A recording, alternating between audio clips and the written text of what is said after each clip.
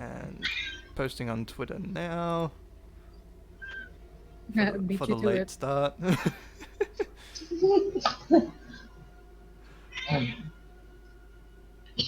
Alright.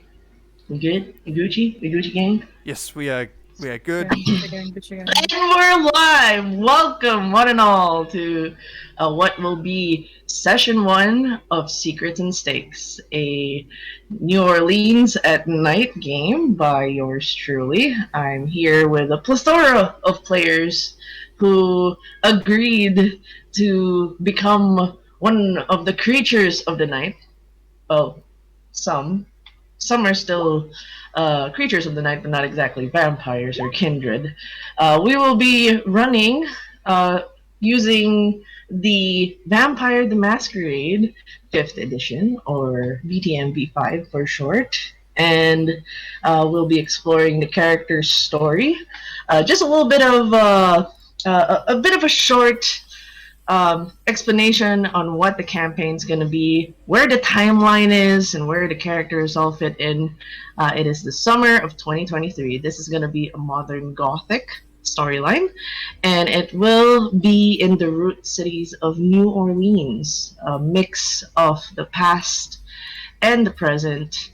Many of its history merged with a lot of the modern day age, coming with times of the old traditions and the new, and there is a current vampire society behind this human city, run by the Cull, and they are composed of 3 covenants: the Invictus, the Circle of the Crone, the Movement. There will be many clans here, but that's not the focus as of yet. It is the characters in the story. And we're going to give a little brief on each of the characters. So we can start first. The first one on the blinky thing, Cass. Hey. Feel free to introduce yourself as the player and then the character and what your plan is and your general character concept. I think they've gone for milk tea. Oh shit! I didn't get picked. No, wow. They put it in the Roll20. Oh, I didn't see that. I was looking at Discord. Oh well. Okay, so we are going to. Well, they're getting their much-needed drink. You know, all the vampires be thirsty. Who is the next one on the blinky? I think it was Griffin, right? Adriana. I wouldn't know. Okay, Yeats Griffin. Go introduce yourself. It was a Griffin. Oh no, it's Adriana. Hey, okay, that's perfect. Adriana, please do introduce yourself, the player, and your character, and your general character concept. Hello, I am DenMotherPlays, the Spicy Dragon Queen, and I am playing Adriana Satine de Leon Court, who is your typical rich, does not care too much for politics, but also kind of, wants to please everyone. She is a Toreador, which means she is sexy and she knows it. And yeah, she's living, she's vibing, she's living her own life. Awesome. I love it. Yes, thank you, Adriana, and thank you, Miri, for this lovely character. Next, we got... Who's next on the list? Rory Fiam. Griffin. Next was me. Griffin, let's go! Yeah. Yeah. Well, I'm Phoenix and I'm playing the Griffin. The character basically just he's a boy that grew up in the forest outside of the city and kind of just goes into the city whenever he needs anything, and then he mostly just steals it. Cool. What's your clan? I'm a gangrel, but I don't actually know much about any of the vampire stuff going in this city yet. I'm just... Yes. Well, I was supposed to get told by a cat, but the cat hasn't told me anything yet, so I'm kind of clueless. Yes, you are a baby. You are a childer. Vampire baby. Fresh. But we're gonna go back now since Damien's back. Hey, hope you got your milk tea. And hello, I'm sorry. The delivery guy arrived. All good, all good. We gotta quench our thirst. Don't want to be hungry now. So feel free to introduce yourself, your character, and your character concept. Um, Hi, I'm Damien. Pronoun she they, and my character is Cassiopeia. Her character concept is she is a Tremere, but she's not just any Tremere. She belongs to the Tremere clan, but she practices magic, which is very much in a way that Tremere doesn't practice magic. They're more like Witchcraft science. specifically, Yeah, yeah. witchcraft. Um, and also she is an owner of a little shop, little antique shop, little like trinket shop that is also on the side. Serves as like tarot reading, palm reading, or whatever future reading thing that she does for tourists and other people that are maybe around New Orleans. And currently she's with the Circle of the Crone, and she works closely with Mother and sadly Rebecca. So yeah, uh, Sadly. yeah. So she do still talk to Tremere from time to time, but not that much to her sire, which is um Charlotte, because they have a complicated past, the two of them. Um, GTI. so basically that's her concept. She's trying to get the best of both worlds and make everyone see that you can balance it. Yes. Awesome. Good luck with that venture. Next on the list we have Squids. I don't see the list. I'm bringing Uh, up the that'd blinking probably Would be be things. me. Samus. It'd be me. Okay. All right. Introduce your character and your character content. Well, I am Vetricale. I go by he, him. I am playing the character Samus Tungsten. His clan is Bruja, but he is actually a thin blood. One who's still more closer to human than vampire, I guess. I don't know if that's correctly how it's put. Um, he's not much of a thinker. He's more of the muscle, and he's trying to keep hyper aware of everything around him at the moment. Oh yeah. Uh, and lots of gangs. Lots of gang stuff. Yes. He comes from a gang called the Direwolves and a rival gang called. He goes against the rival gang, the Soots, quite a bit. Is there? As far as I Yeah. know, those are the two gangs, but I'm assuming there's probably other smaller gangs out there that my character might know of. Oh, you bet. All right, next. Thank you for that. Who's We the next one on the list? have Naya. Hey, the cat. The cat. Who's probably okay. Probably. Oh, Yeah, I'm on the Oh. road. you're on the road. Oh, good. Okay. You can do, we'll just make meowing sound. Meow, meow, meow, meow. Meow, meow. That is my job to make meowing sound. So tends to meow a lot. Yeah, we have a cat in the roster.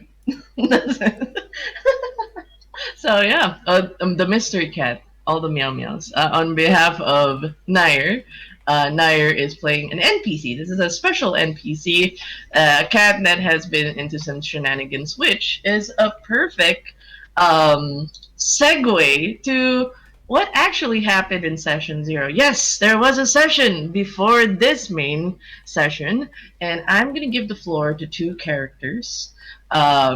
Griffin and Samus, to give a little bit of their POVs on what transpired previously before we get into the situation now. It will be a bit of a whiplash when you guys find out what's happening in session 1. So we're going to give a little bit of a picture on what happened in session 0. So let's start first with Griffin, and then Samus can give his recap after.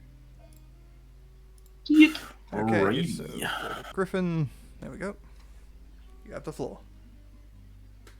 Oh, I was just chilling in the forest like usual, and I found a cat to play with, but that cat was a bit feisty one. And when one of my, well, I guess I can call him a neighbor, he told me that that cat apparently was supposed to introduce me to some kind of vampire society that's been going on in the city. I don't know much about that. And apparently cat wasn't supposed to be here right now and actually supposed to be somewhere else. I was asked to deliver the cat back home. It was a bit of a struggle to get the cat into a cat box for Niles, but he managed. To be fair, I kind of let the cat out very soon on our way back to the city. Because I don't feel like you should trap animals like this. Not. I like being free, so the cat should be free as well. And we approached a bridge, and I saw someone running away from there. So I just kind of hid in the bushes, saw them run past, and I don't know why, but the cat seemed to want to follow them, so we kind of ran back into the forest. Because I couldn't leave the cat alone. I was tasked to deliver it home, so I wanted to do my job properly. And apparently Niles wasn't very amused about it, but he told us to get into the house quickly because we were being chased by something? I don't know, I didn't see anything. But apparently it was dangerous, he was quite rattled by it, I would say.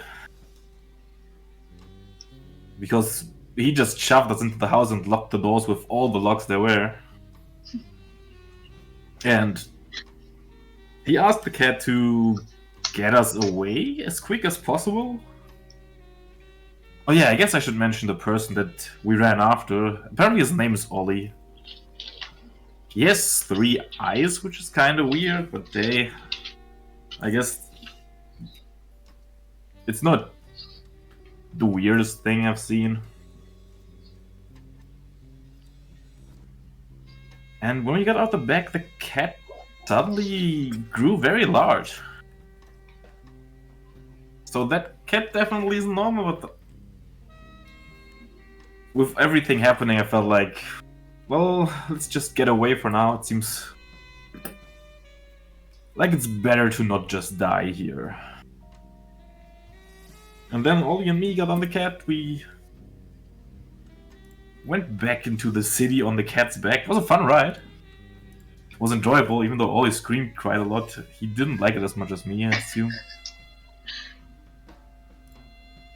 Yeah, the cat ran till it got tired. We were right back in the city, in front of a bar, I think it was called the Cherry Bomb. And we saw ourselves with 2 options, either go in or just... Still kind of wanted to deliver the cat, so I picked that option. And Ollie just went along. I think he didn't really know where he was supposed to go now with everything happening. He seemed a little lost. So we just got into a cab and drove to where Niles told me to deliver the cat. And when we arrived there, the owner of the shop, I think it was? Yeah. Well, yeah, it was a shop. They just seemed to be arriving home as well, so we had good timing. Yeah, we delivered the cat back and... Well, they got a call while we were just waiting, kinda. And apparently Niles got hurt by whatever was chasing us. And the other person I was supposed to meet in the city is now apparently there as well, helping him, so... I guess I'm sort of stuck here for now. I'm not sure if I should head back to the forest or not. Ollie seems to be a salubri and not really wanted here. It's all a little bit weird. I don't really know where to go right now. Awesome. Okay, yeah, a little caveat. The name of the shop is the Scarlet Woman, but yeah, a really good recap. Thank you, Griffin, for your lovely POV of your side of the session 0. And now we turn the POV over to Samus. What happened in your side of the city? Well, Samus was stumbling through the alleyways, basically waking up after a blackout, trying to remember what actually happened. And 3 members of the rival gang, the Soots, found him stumbling about, saying something that I'm meant to be dead, or something along those lines. And then they started running from me. I chased after them a lot quicker than I thought I'd be, and was able to get in front of them to stop them. So one of them was speaking, one of them which I know. So to sort of try and scare them into speaking, I knocked out one of the other ones, trying to hold back the strength that has been welling up in my character, which he has very little control over. He tried to just basically knock him out, but kind of hit them a bit too hard. He doesn't know if they're dead or not. The one that he knows of, he knows as Francis, and which is a double agent for the direwolves, which is hiding amongst the Soots. I guess that's correct, isn't it, DenMother? Yep. Yes. Yep, that's correct. He was saying that there was rumors and stuff going about that that I basically stole the loot from a job and ran away. And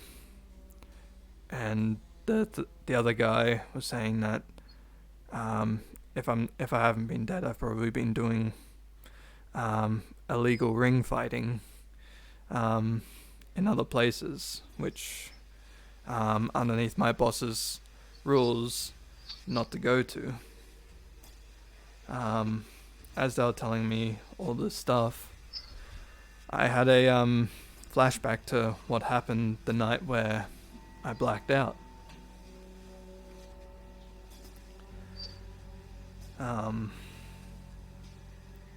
That night it was rainy. Bringing all the loot back from the job that we were stealing from the territory of the Soots. Running through one of the alleyways, we get stopped by 6 members of the by the Soots, and the person that was with me left me behind to defend myself. So I fought against the 6 members, though not very well, considering I was laying amongst a heap of trash with a whole bunch of stab wounds, bruises, broken ribs, broken bones. I was not in the best of shape. And then this random person, a guy with blonde hair, red eyes, and no shirt on, and plenty of tattoos. He helped me get on my feet and helped me walk a bit. As we were walking, three of the members started coming back to check up that they finished the job of killing me. I tried to prepare myself for the fight, but one of the members went to attack this guy that helped me, and all of a sudden, in a blur, this guy has torn apart these 3 members in a blink of an eye and started walking towards me. He charged at me. I tried to defend myself. I did get a hit in, but it didn't seem to do any sort of effect. He bit my arm and slammed me against the wall. And then back to the present time where these three members of Suits were dragging the unconscious guy away.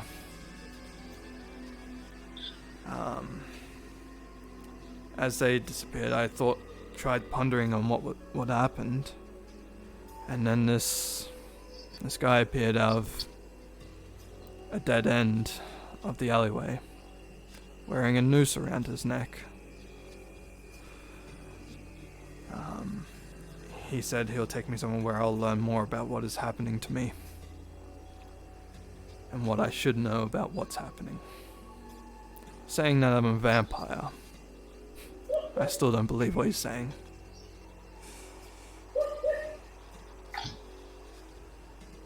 He took me to a place, a coffee shop, I believe,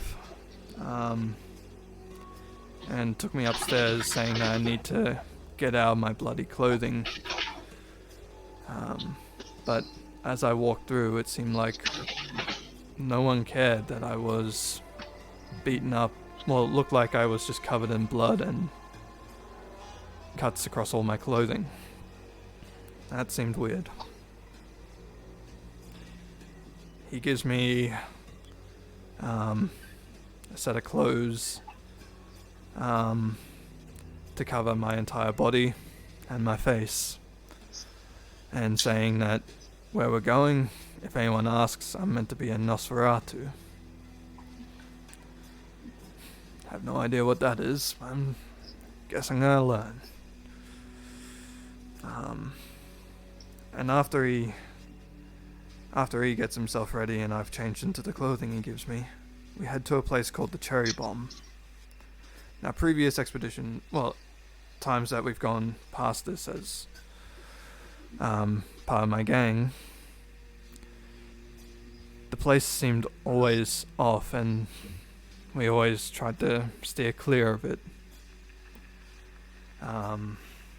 But now I'm walking into it. He sits me down, tries and get some drinks for me and him. Ask him what type of drink I have. Usually I take water. Apparently the proprietor of the place was laughing at the order of water. And later on, as they're talking and everything like that, a woman comes out of the back rooms, and for some reason, can't take my eyes off of them, and it seems to be very unnatural. So I'm very wary of what sort of dark magic or whatever the fuck's going on here. I'm very stressed out in the place, and this guy with the noose, he brings the drink over and says we should move over to the corner near the jukebox so that the conversation cannot be heard by others, or at least not as well. And as we move over there, I try to calm myself down, trying to think this is just another gang's turf. Just think, don't start a fight, and things won't go bad. And then the blonde-haired man who turned me appeared out of the back room as well. And that's where we left off. Yes, we're gonna hold the scene right there as the man steps out from the back rooms. You make eye contact, and for a moment he just casually glances over you. He doesn't seem to recognize you, given that, of course, given Nico's provisions of clothes and the coverings on your face, he just gives a casual glance. Just looks at the room, and he sees Nico. Surprised. He just goes over and makes a turn over to the counter where Adriana is how many drinks in? How many drinks of margarita are you in? I think she's about 4 in. Yeah, last time it was at 4. All right. So, real quick for Adriana, I need you to roll for a bit of charisma and politics as you're trying to get get more stories out of Carmine, who is, just giving small talk of what's happening, curious about the big meet tonight with all the 3 covenants, like the gang's all here. That's good for business. She gives a wary look at Morrison, who just orders another hard shot of whiskey. Can you make that roll, please? Charisma and politics. Jesus. Okay. Not much in a sense. She just casually babbles on about slight annoyances that she's been hearing from at least the art district. A couple of good paintings are gone. There's a grit in teeth as she goes, like, it's even one of the ones that her mother made in the early 1700s. West off. They had to take my mother's painting. To be fair, your mother's paintings are really good, so I see why there would be value in that. But to take them is so distasteful. I'm waiting for it to pop up in the black market, and if it does, I will. She could just. I know what you would do. Say, have you seen my mother in your parties? I know she has taken a penchant of going to your events. I didn't see her last night, if that's what you were asking. There's a concerned look on Carmine's face. I actually haven't heard from her in 2 weeks. Have you called, texted? Nothing? You know my mother. Does she even use a phone? She just comes and goes as she pleases. I forget I even asked about that. It's About alright. how so little of our kind, considering the fact that I was turned around the same time as that painting was made. I forget that some people just don't concern themselves with technology at this point. Alright. And at this moment, we're just gonna transition real quick to Nico and Samus's table. Samus has this Long Island tea over on his hand, and he kind of pushes it over a little bit to Samus. You mean Nico hands it to Samus? Yep, he just pushes it in the middle. Yeah, Samus. Did I say it right? Nico passes over to Samus. So yeah, it's a Red Island iced tea, but you see in the liquid there's like, when you put a drop of red ink and it's like spreading, definitely it's contaminated. And he just goes, I can't do Wes's voice, just heads up. Just imagine I'm Wes at this moment. He just goes, I know everything's new to you with all this vampire business, but you're gonna have to get used to the taste of blood. You might as well start with something that's been carefully crafted to be tastier than normal.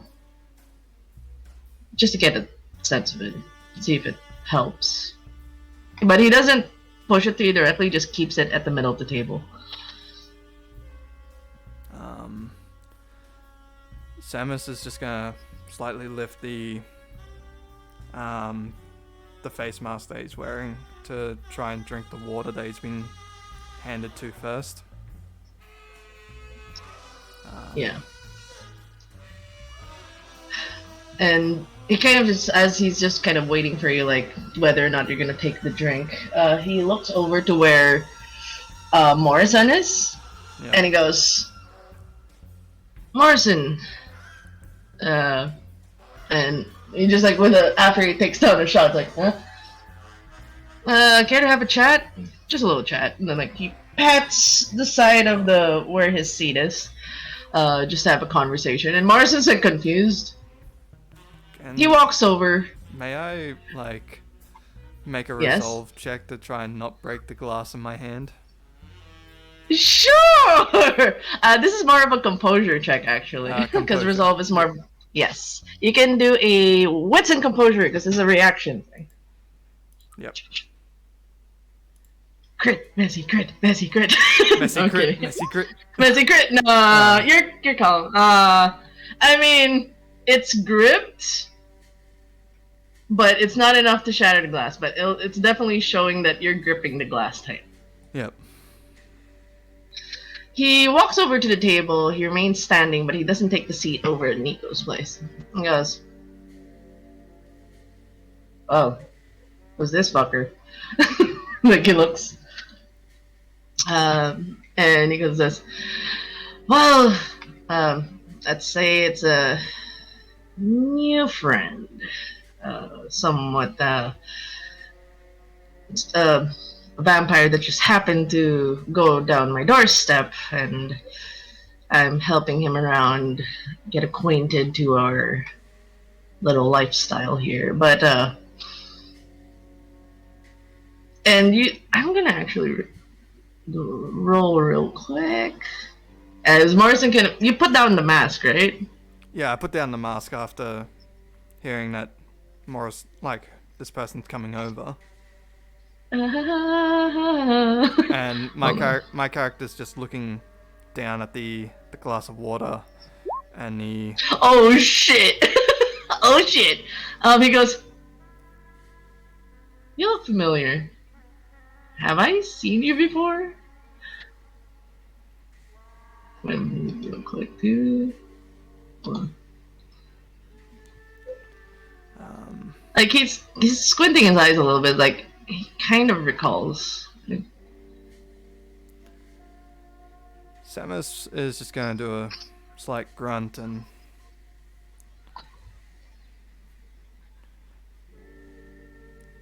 just not look his way. Nico will go, "You'll have to excuse my friend.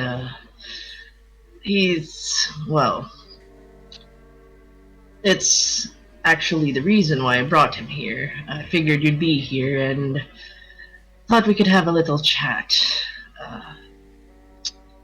I'm not sure if you're aware, like you see that Nico is kind of careful with the language he's using, as he kind of glances over to where Adriana is, and then back at the Morrison. Something tells me you have met before, and I think he's yours." Morrison blinks a bit. "The fuck you mean?" Like you immediately pick up. I'm not even gonna make you roll because you're on edge. You're heightened. You're like so. You pick up in his tone that he's immediately guarded. Says, "The fuck you mean?" No, I just. Samus is gonna just get up and can I do another composure check for myself? Sure. Sure. Wits and composure. Let's go.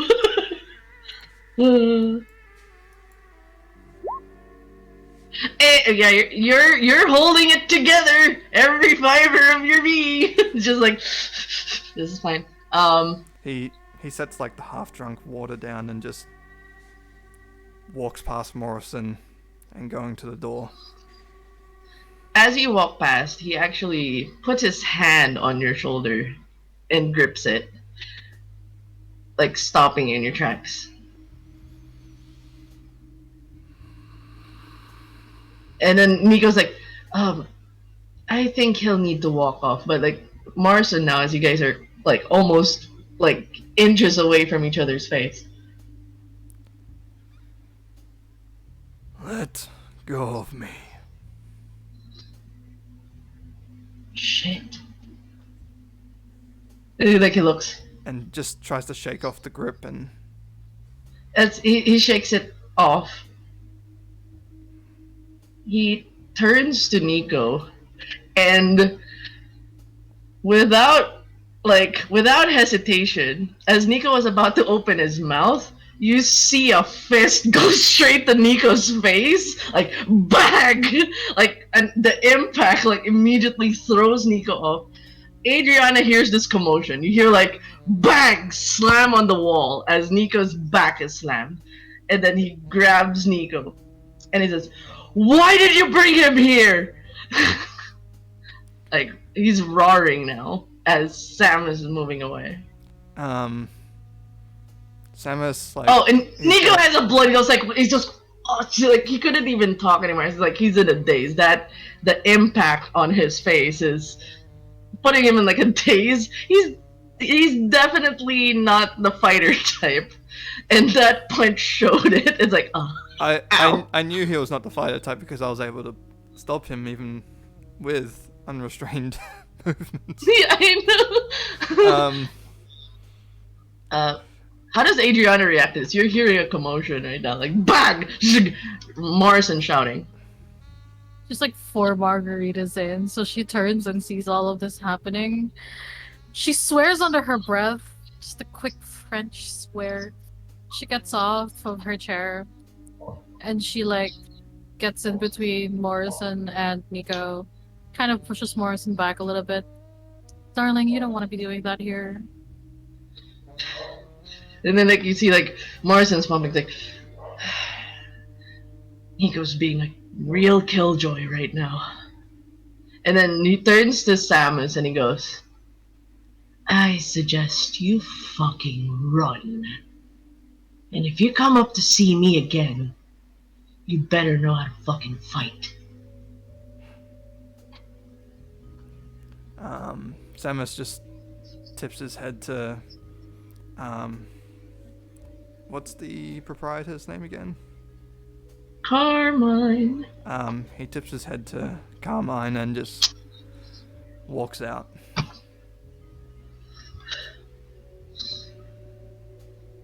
Morrison, like his anger now towards Nico, who's in a daze.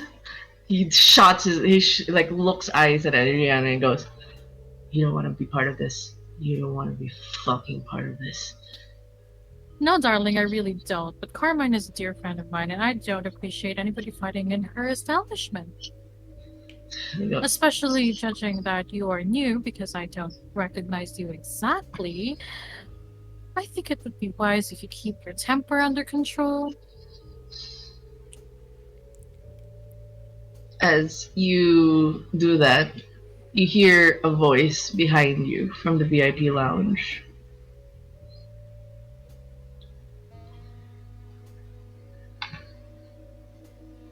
He goes, "Yes, you should know how to keep your temper, Mori.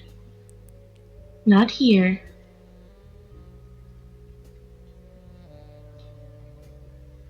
And at the look of Morrison locking eyes with Skylar, like it's like you see like a very angry dog seeing his like owner and like, like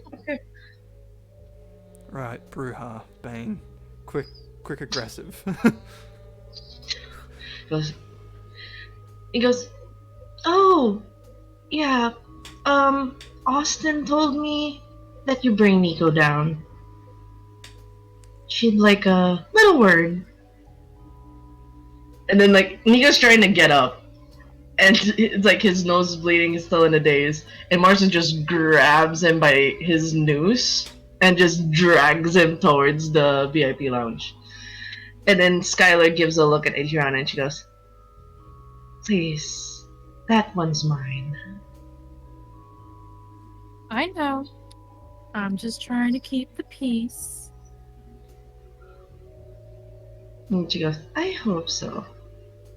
I hope you enjoy We'll meet later. And she kind of turns and she walks down just as Nico's being dragged down by Mars, and like you hear the footsteps, dug, dug, dug. Like he's kind of like weak right now. So I kind of want to ask, where does Samus go from here? Well, he'd try and just walk. Just try and walk normally as far away as he can. Probably somewhere not in the same territory as the Soots or the Direfangs. Somewhere Okay, where... you're downtown. Yeah.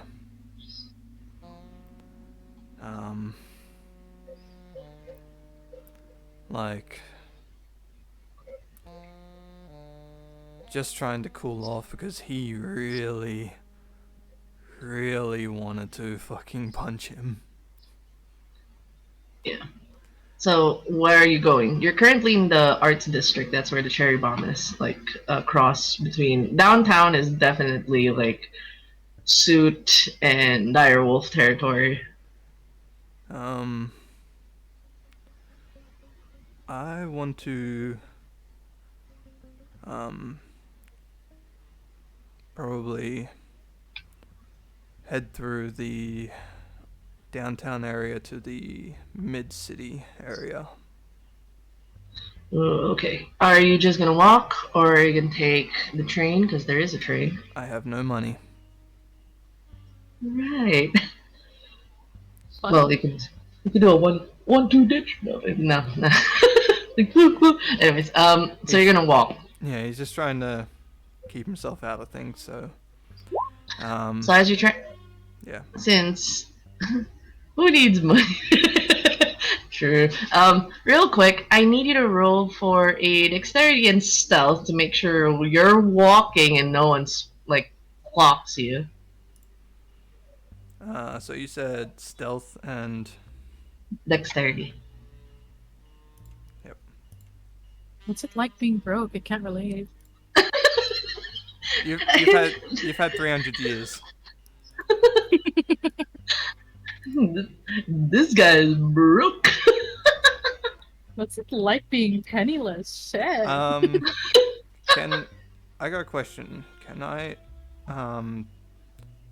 do I add like any sort of modifier for like local gangs and stuff like that, trying to keep out of their regular areas? No, that roll's specific for a knowledge roll. Okay, It's not related to your ability. Just making sure. Yes. Yeah. No problem. Oh no, not a crit. Okay. All right. Dice being kind today. You take a walk, and you know your way around the city. So you do take like, there's certain bridges, pathways, alley shortcuts that would keep you out of the eye of most of the gang members. And you do make your way at least to the border of mid-city. You would find yourself in the bridge. Can I ask you real quick? Okay, just for clarification, you took no sip from the Long Island tea, correct? No, I did not. Okay. Alright. Okay. Yeah, Hey. didn't get enough time until Nico basically just called Morrison over. Yeah. Just like, yeah, try to have a chat with a hothead. That it ends so well. So, wait, hold on, let me remove That's why I wanted to keep making those composure checks, because... Lord knows, two hotheads in the same room. Yeah, I get you. Okay. You do walk in the bridge. I need you real quick to roll in wits and awareness. Yes, my best stats.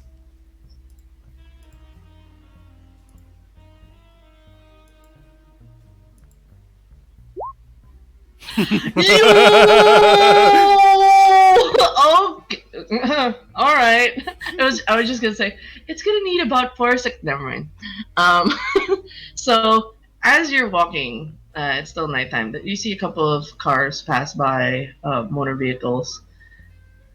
you know this place reeks. It's like stagnant water. It's close to the bayous. A swamp water mixed with sewage. It's one of like the oldest bridges in New Orleans. It's you can feel like you can smell the rust attached to it when you're stepping onto it. You hear like the old clanking of metal. Like, yeah, this is definitely like years and years old.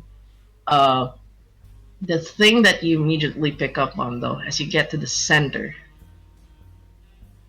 is an odd smell. Like, it's just a whiff of this weird decay. Like, it smells like you're smelling a really old decaying corpse. Like, you know, like the morgue, but intensified in that moment. So it's basically At the center. It's basically a rotting corpse that's basically fucking damp. Yeah. Yeah, I know that smell. It's right at the center. So can I see where it's probably underneath? Hold on. You do not have the ability to search certain things, but you did pick up on that smell. It's like, this is not a natural smell coming from this bridge. You've walked on this bridge before. Yes, there would be swamp water, sewage, but not rotting corpses. I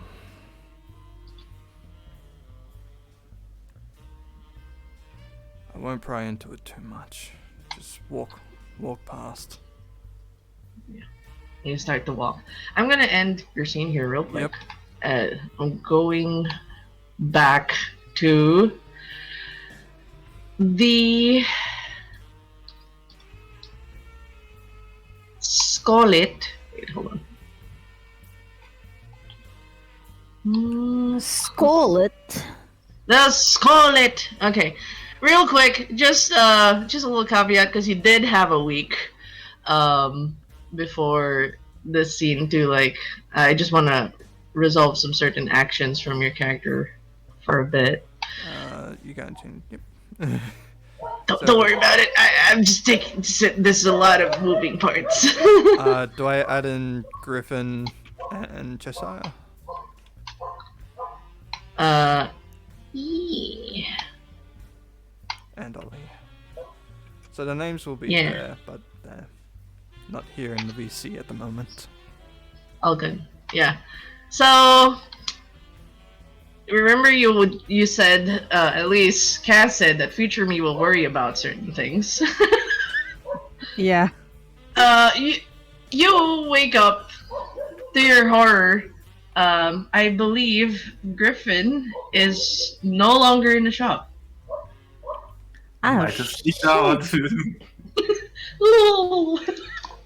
do I have? I don't know if I have. Do I have security cameras in my shop? I would leave as little traces as possible, so those would be turned off. Oh, Or well, okay. at least that part would Can be you- missing. Can you roll real quick? I Yes, know I can roll. that Griffin has wits and technology. Can you roll that real Yeah, quick? I have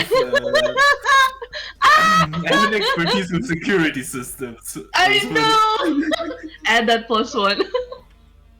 God damn. God damn it!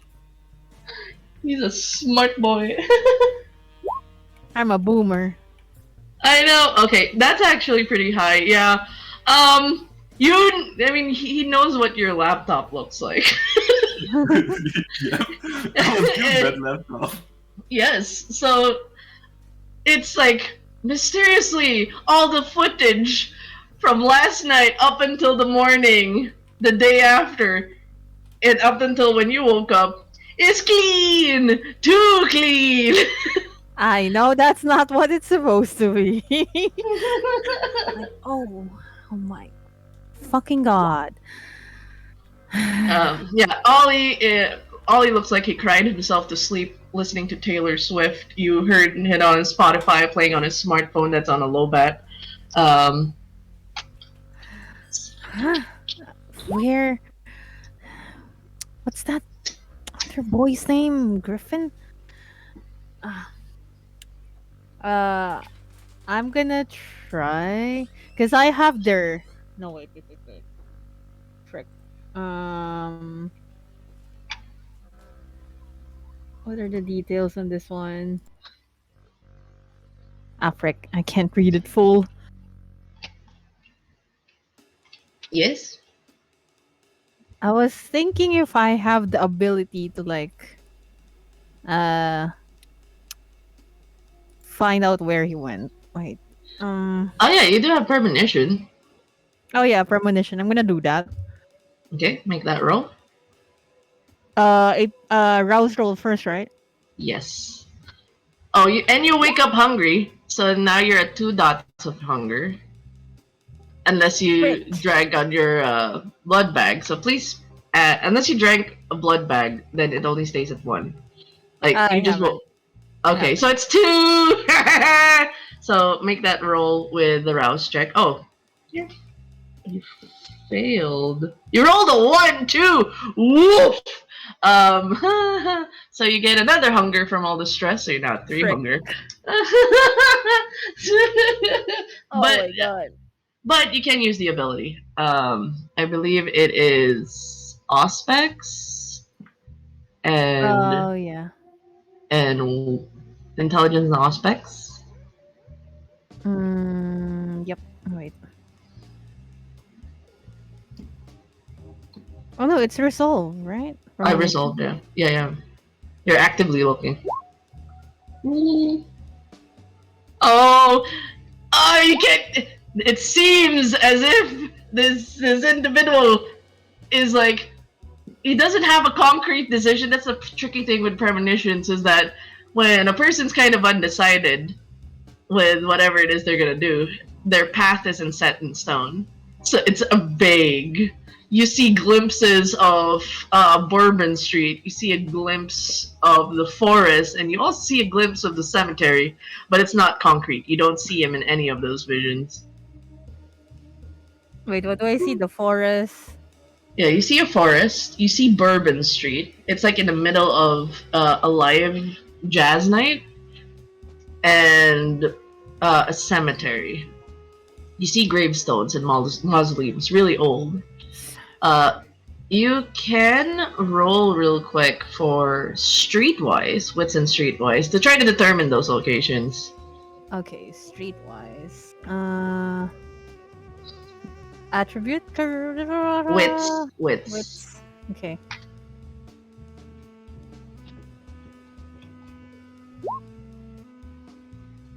Oh my god, you're so stressed right now. It's like almost every night is live jazz night in fucking Bourbon Street. That won't determine the fucking day. It's like, yeah, it's nighttime in Bourbon Street. Which day? Like, this could be a Wednesday, a Thursday, or a Friday. This cemetery, it could be anything. It could be the New Orleans cemetery. It could be all the way up north. It's like, ah! And this forest, it's like a bayou forest. There's a lot of bayous here. So it's like, just like the internal panic. And Ollie's still, since I think you woke up morning, Ollie's still like sound asleep and like crying in his sleep. Oh no. I'm not gonna open shop today. You're stressed. Yeah. I'm gonna keep the shop closed. And then I'm gonna look around first if there is anyone in the vicinity that I can discern. You haven't sensed the unseen? Yeah, I have. Okay, make that roll. Why are my rolls always slow? Ah! You are.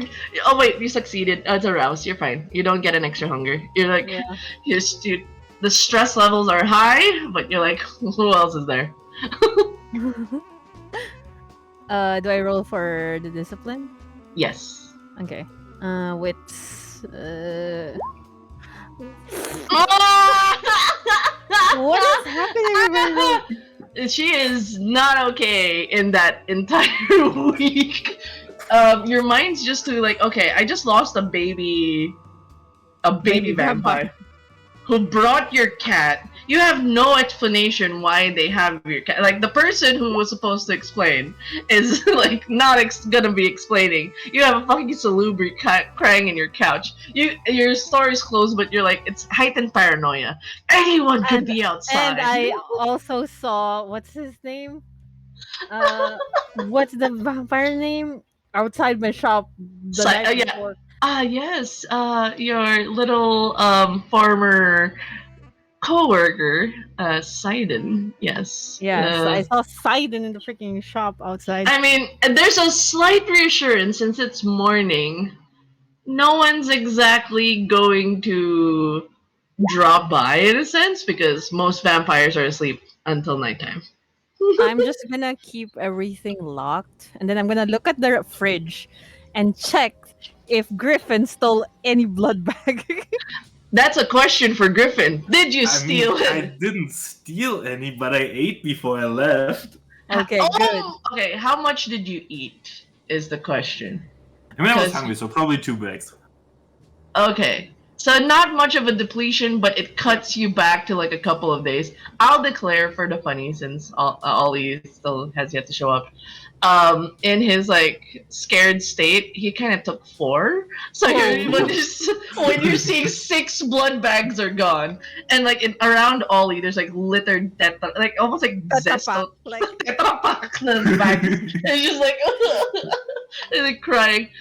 Your rations have been cut considerably low. Like, oh shit. It's how like, many days can You it only have- last? it's 3 days, especially my with the God. way your new baby vampire's drinking. It's gonna be 3 days. I'm gonna put like my hands are on the like my fingers are on the bridge of my nose, like rubbing it because I'm freaking stressed. And then I'm like, I should eat because I'm hungry, but I'm looking at the fridge, and the fridge doesn't have much anymore. And I'm like, I'm gonna grab a blood bag because I can't work without if I'm hungry. You will need to drink 2 blood bags to remove it 1 hunger. Shit. Yeah, I'm gonna get 2 blood bags. The Zesto pack. Oh my god, you're definitely not okay for the past week. So this is like your first night. We'll skip over a couple of days leading up to it. You do get a phone call again From mother. yes. Okay. Niall's condition has been stable, but he hasn't woken up yet. All right. I still don't know where Griffin is this Yep. past few days. Yeah, yep. And the sad thing is she does confirm that he's been induced into a torpor. Niles? Yes. Somebody was able to induce it. And it's not by the usual means of a stake to the heart. Yeah.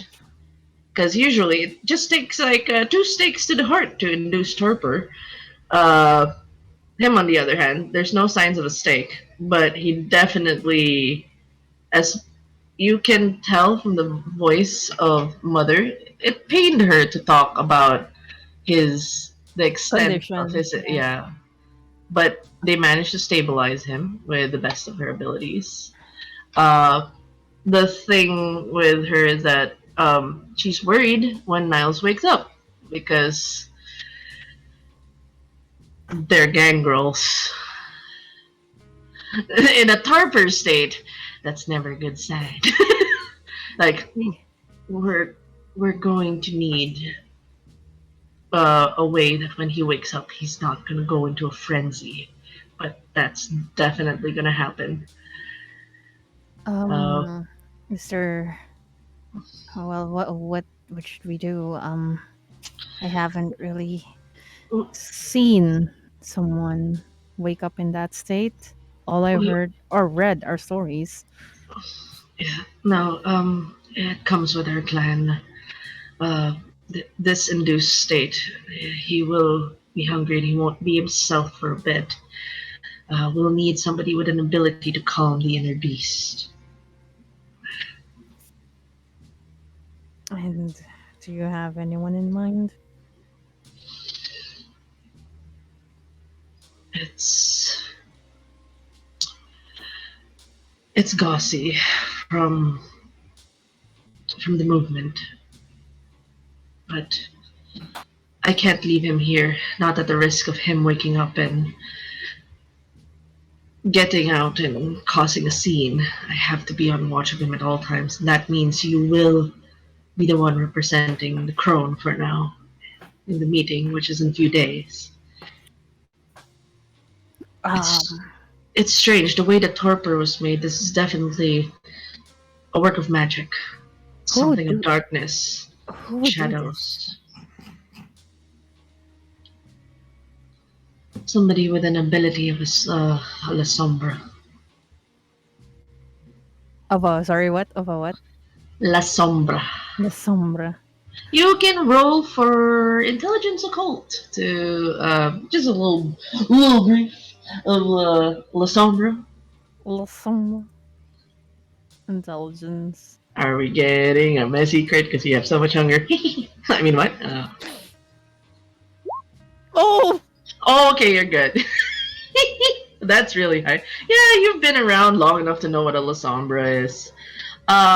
They're fiercely predatory creatures, and their mindset is defined by an embrace of darkness itself. You know a La Sombra's around when it's nothing but darkness. Like the way they move, they literally move in the shadows. Try to think of it as they have what was that spell in D&D? Create darkness. Was it create darkness? Yeah, something like that. Yeah. Yes. So they like their shadow tentacles, and their enlightenment is through moving through the darkness. They worship the dark. They thrive in the dark. They were molded by it, shaped by it. So they're pretty scary. So they, as far as what Mother is hinting, La Sombra induced an inner darkness within Niles that it actually made him shut down and go into torpor. Mm-hmm. And La Sombra. Because I know why they targeted Miles. I just haven't told it to Mother. Shippy eyes. I'm gonna look over to Ollie, and I'm just gonna assume that Ollie's like in my sofa still doing some things. Yeah, you see him play the playlist on his Spotify right now before it actually shuts down because he's just been playing Spotify all night. He didn't charge his phone. The last album was Taylor's Evermore. Evermore. Oh no! And then it dies.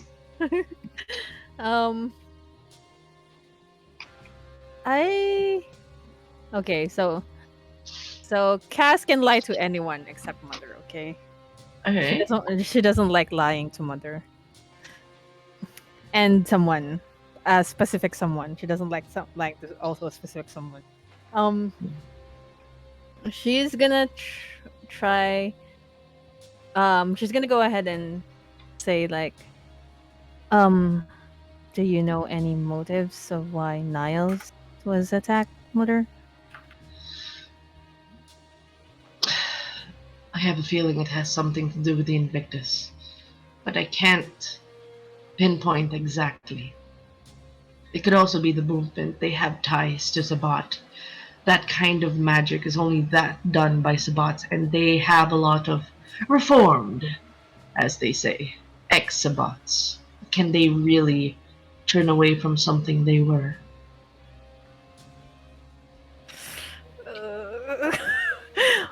And I know the Sabbats because I was because of Charlotte, right, and the movement, right? Oh yeah, oh yeah.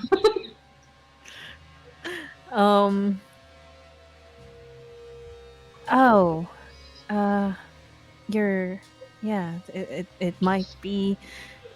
Well, that might be a reason, but is there any other news around? Any news that you've heard that is a bit out of the blue? something under the radar, but there have been bodies within the past week. First, there were three. Three on one night. Something from a street gang. They've been ripped apart limb from limb. 3 nights after, another 3. Ripped apart limb from limb.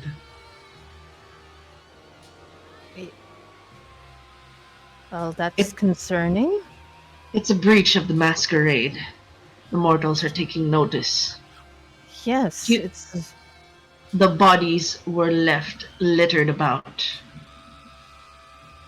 who would be so careless to do such thing? The only thing I can think of is that there are new vampires in the city and they're not being kept watch. At the mention of the new vampires, her heart just like I don't know. Her heart is dead already. But if it was like alive, it would be dropping. But it's just like she takes like 3 seconds of silence and like slowly turns to Oli, and then Is goes back. everything alright? Oh, Did the call get cut off? Hello? Hello? I'm so sorry. I'm inside the shop. The signal can be quite choppy, but it's fine. Yeah. I have. This is concerning, considering the fact that Niles has already been in the midst of it, and we still don't have any clue. I hope we still find a way for Niles, Mother. There will always be a way. He's the most calmest, gentlest soul I've met. He likes to be left alone, but I still have to drag him back to the city. Like I joke. oh, you know that's gonna take a while and a good bribe. Yeah, that's why I don't want him to be gone just yet. Well, I do have just an interesting question, Mother, because I've been reading, well, even before we got into the meeting. What would happen if a salubri appears, actually? You hear an audible intake of. They did need to take a breath. You guys don't need to breathe, but at that mention of a salute, like like the inhale is sharp from Mother. It's like, Oh no, What? that's not good. why do you bring up the salubri? Oh no, I was just reading something, and it's. I know that they are evil evil things, and probably something that we should be aware of. But I was wondering what would happen, or what does it mean, technically. You cannot trust a salubri. They are aligned to things beyond our world. Demons. They've sold their souls for such an ability. They're from the Saulot. There is no saving their souls. They have no souls. They will trick you, much like the demons. Why bring? Do you have any reason to believe there's a salubri involved in this? I as soon as she says that, I was like, my brain's going 900 miles per hour. Woo! What do I say? Well, it might be a possibility. Well, it's a 50-50 chance.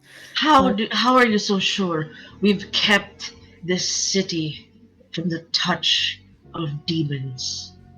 I personally ripped a salubri's head apart with my own maw.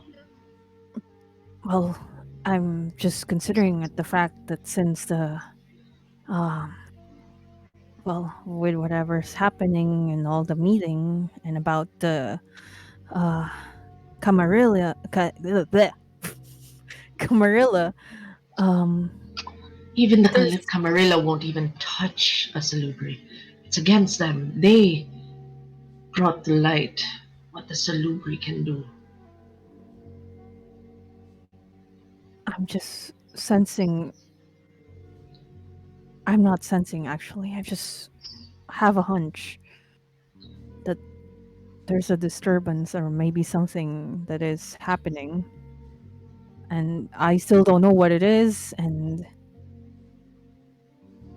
I fear that it might.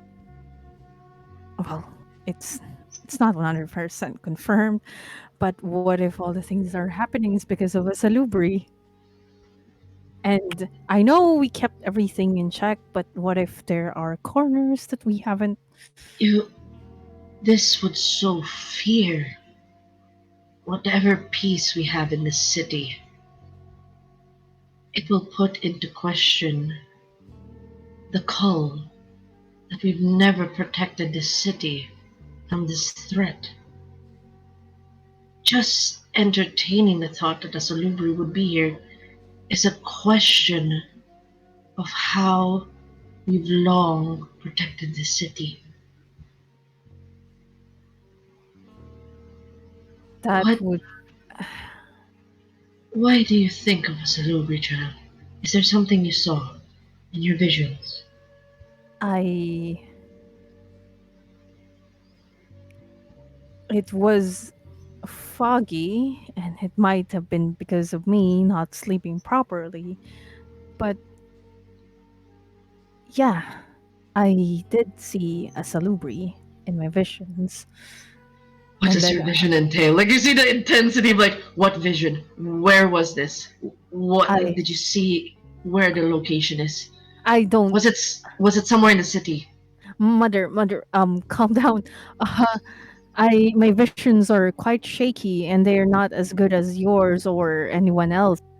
I'm still practicing my readings, so I don't really know where it is, but I don't even know if it's true, or maybe that's just my mind playing tricks on me.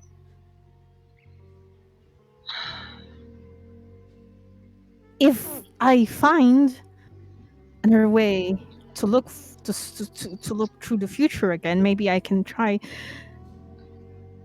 I just take everything I say with a grain of salt, or whatever the saying says.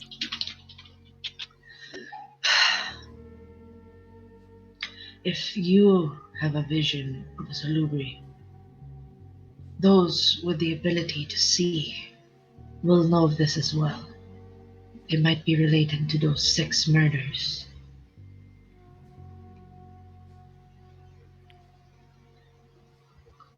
Which means that if I can see it, they can also see it, right? This, you must bring this attention to the meeting.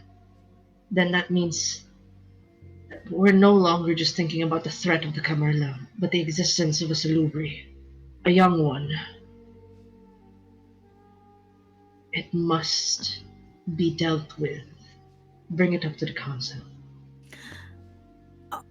Okay, I'll bring it up. Tell, I'll take tell note. them what you know. There will be seers there, those with the ability of sight. Seers. Okay. Okay. Of course. Um, is in the history of everything, mother. You know what? It's just me. I was stressed for the whole week. I just wish I could drop by and see Niles. Um, I'll I'll go to the council and talk to them about it, and I hope Niles gets better. Yeah. I'll Yes. talk to you soon. Please do bring it up to the council, regardless of the differences in perspectives. A salubri in New Orleans. The council will need to deal with it. Oh, on cue fun jump scare. As you look over to Ollie, his eyes are open.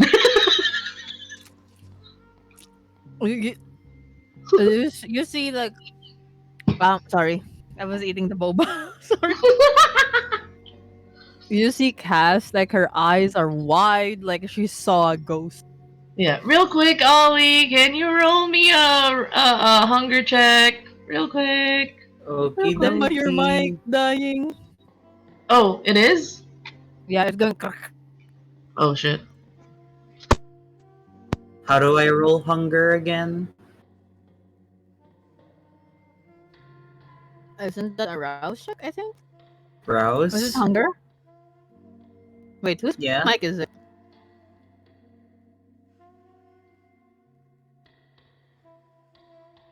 My mic okay? Your mic work. Okay. Oh, okay. Okay, you're 0. Oh, you failed. Oh, just as you open your eyes, your third eye opens as well. Whee! And you add 1 hunger to your. So, Cass is basically seeing as the eyes are open on his like behind his like floof, his bangs, his another eye. I was like, fine. What a thing to come to consciousness to. So, do you end the call?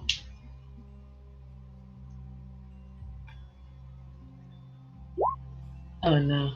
Wait, be right back. My Discord dying. Cool! Cool. No problem. We're gonna Okay, I'm back. cut. Hello. Okay, Am hello. I back? Okay. Yeah, hello. Hi. Yeah, Welcome so- back. As soon as I see the third eye, like, Cass is just gonna like instinctively have her like let's just say like her claws out. Yeah, can you roll a real? Do you want to make a wits and composure? Because you're technically still on a phone call with mother. Oh yeah, I forgot. Wits and composure. Wits. You go to composure and then add wits. No modifiers. Composure. Where is A lot of people are rolling composure tonight. Why can't I find composure? Where is it?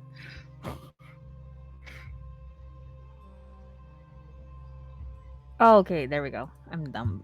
Wits. It's in attributes, traits up top in the second row.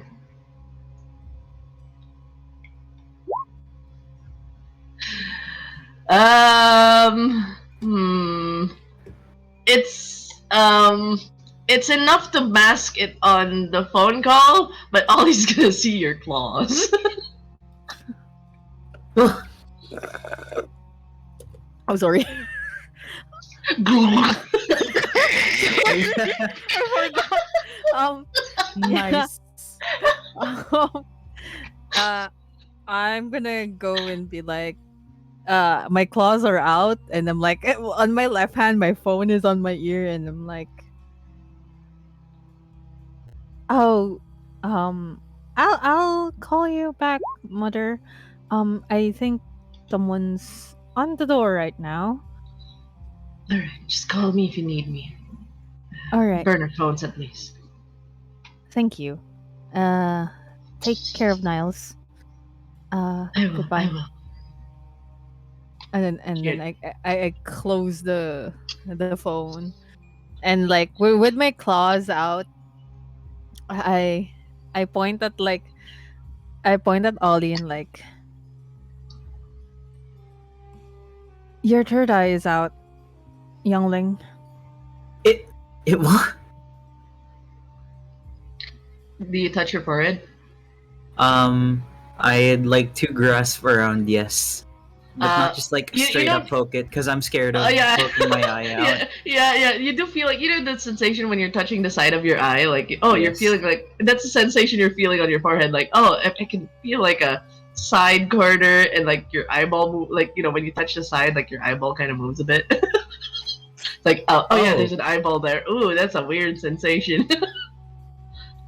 Oh, this is gonna get a lot of getting used to. Do you have any idea how to like make it turn off or something? No. Because that's only a salubri thing, right? The Yep. icing. Yeah. Yeah, only a salubri would know what to do with it. Okay, I take that information and say maybe it's a calming down thing, and he starts humming a K-pop song to himself. What are you doing? I It don't just listen sounds to, like I don't listen to it K-pop. sounds like a chant to you, like home and home. This is the demon shit. They're talking about. Stop. This is the demon shit. Like, stop that right now. He's humming "Teddy Bear" by Stacy, and Damien's hearing some like demonic chanting. I'm gonna are you gonna stop or not? Is it gone at least? No, I was asking if you're gonna stop or not. If we're gonna keep chanting. Out of character, not in character. Oh, if there hasn't been like any word to him to stop it or anything, he's gonna keep going, just like at, humming it. I'm gonna lounge forward and put my claws right into his throat. Not like dig it, like threaten it. Oh. Like, stop. Whatever demonic shit you're doing. Whoa, not a Stacy fan. Got it. What groups do you like then? What? Stacy, K-pop. Their hit single "Teddy Bear." What? Yeah. You're speaking gibberish to me right now. No, it's just music. No demonic shit. I squint at him. And I'm like, of course. And then I slowly retract my hand. And then even my claws retract. And then I'm gonna go ahead. Like, I am like standing. And I look at Ollie and be like, so Ollie, right? Yeah. That's me. Oleander Marcus.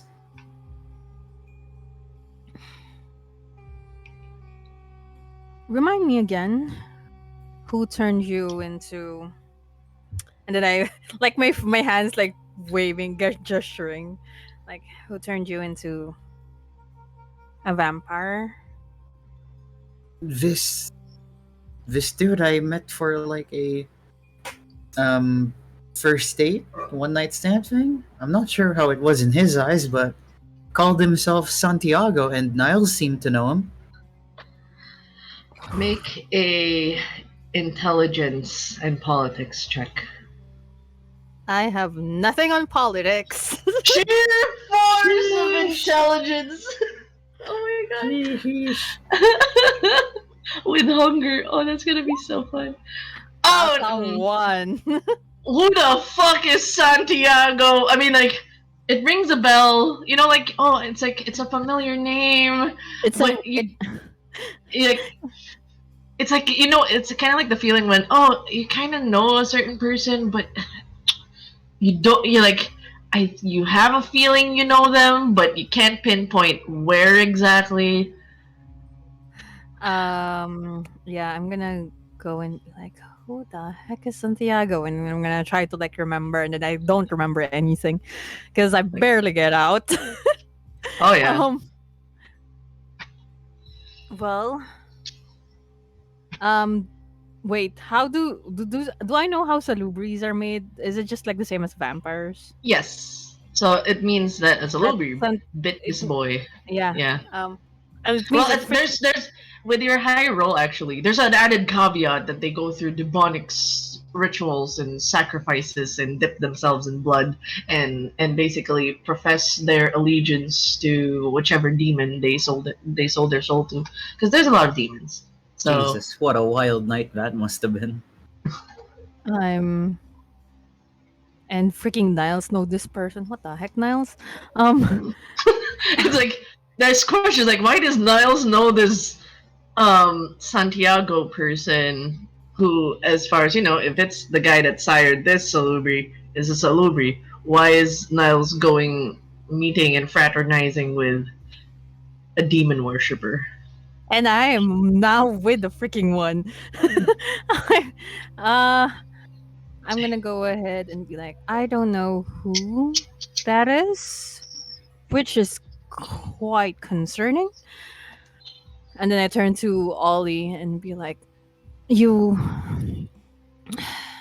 And I look at him from head to toe, like not sizing him up, like more like trying to like discern this young. How old is Ollie? He's like 22. Oh, this is a young boy. I'm because Very like, young, yes. Cass looks like she's 28 years old, like pushing 30s. Yeah. She's gonna go and be like, I can't help you, Ollie. Heck, even keeping you here would probably be much more dangerous to me. I think it's best for you to just leave the city. Where would I go? I don't know. New York? I don't know, other state, Texas maybe? Just don't stay in Louisiana or in here. Just listen. I know everything that happened to you is very confusing. But whoever sired you is a dangerous person. And now you are the danger. I am the danger? Yes. Believe it or not, you are. And me, even talking to you, would probably result in my head. I don't want that. I've already so much to deal with. I can't help you. The least I can do is not tell them where you are. So, I suggest you leave New Orleans. They will hunt you down. And by they, I mean the people. The clans in the city, the vampire clans in the city, don't take kindly to Salubris. Because, once again, you, or, well, whatever made you, is a demon worshipper. That's crazy. Yes, it is. And I just, the best advice that I can give you is just lay low, leave the city, and never come back. And don't trust anyone. Not even me. This is the last act of kindness that I will give you. Because once you go out through that door,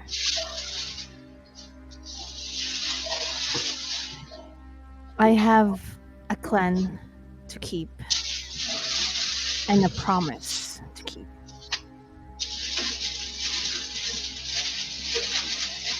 If you want to survive, you have to do it on your own. I'm sorry. The least I can do now is give you blood that you need. And I want you. Right, blood, out. huh? I'm gonna need that from now on, yeah. Yes.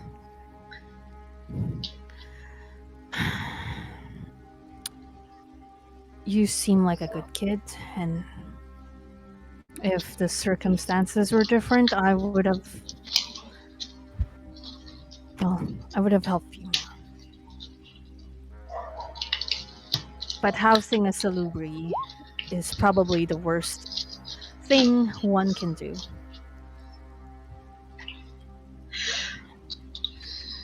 And I've already done a lot of mistakes. I don't want to add this to the list. Oh man, I gotta get home. I advise not to. But my parents...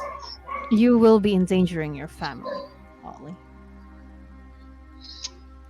That's Life as a vampire. Once you become one, you leave whatever you had before. And you start over. Maybe I can find a way to get to Mexico, become a chupacabra instead. I don't know if that's possible, but if you want to go to Mexico, well, do it. Actually, not- that is a good question. Does animal blood work instead of...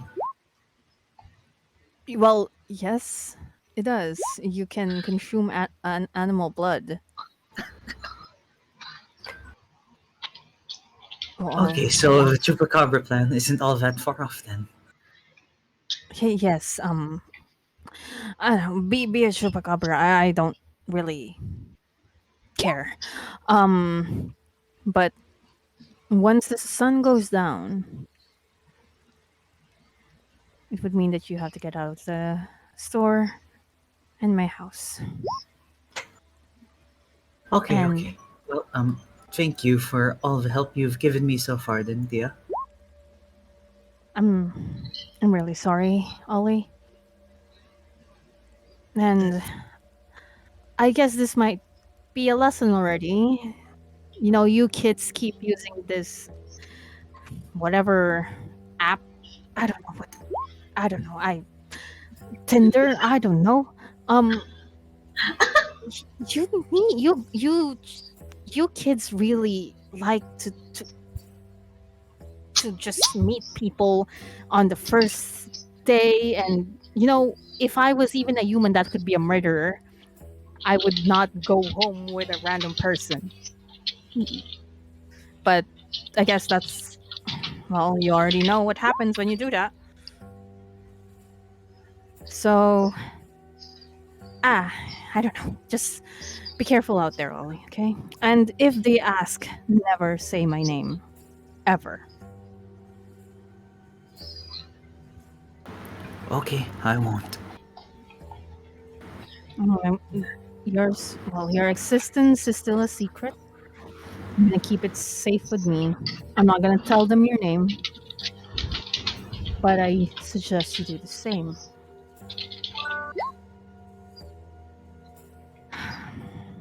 Alright. Take all the blood bags you need. I'm gonna go to Mitchell anyway. And then I walk off, like I ran my hand through my hair and be like, why can't just children, I don't know, go talk to people outside like back in the, I don't know. I can hear her mumbling that. Okay.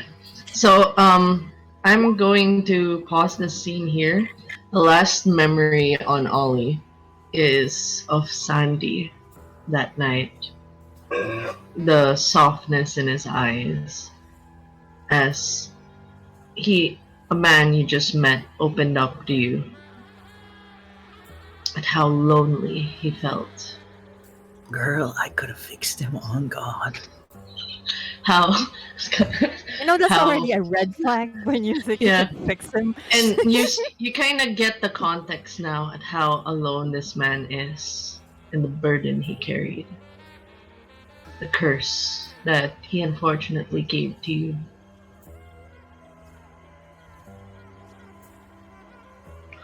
You will more or less. How do you, in dramatic fashion, leave as the sun sets this day?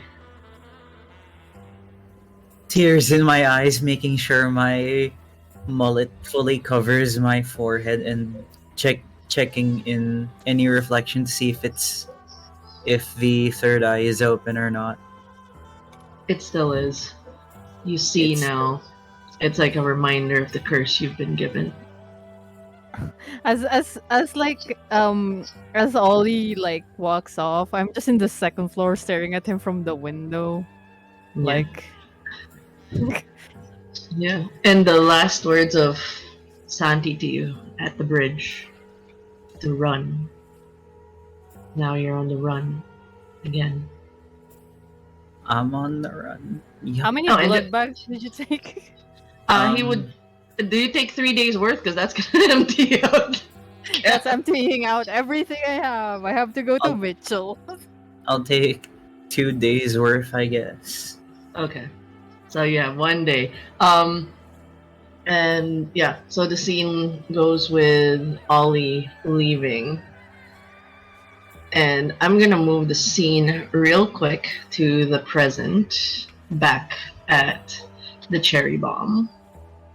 This would be just a jump cut. We'll go back to Mitchell in a bit, but we're gonna go for present day.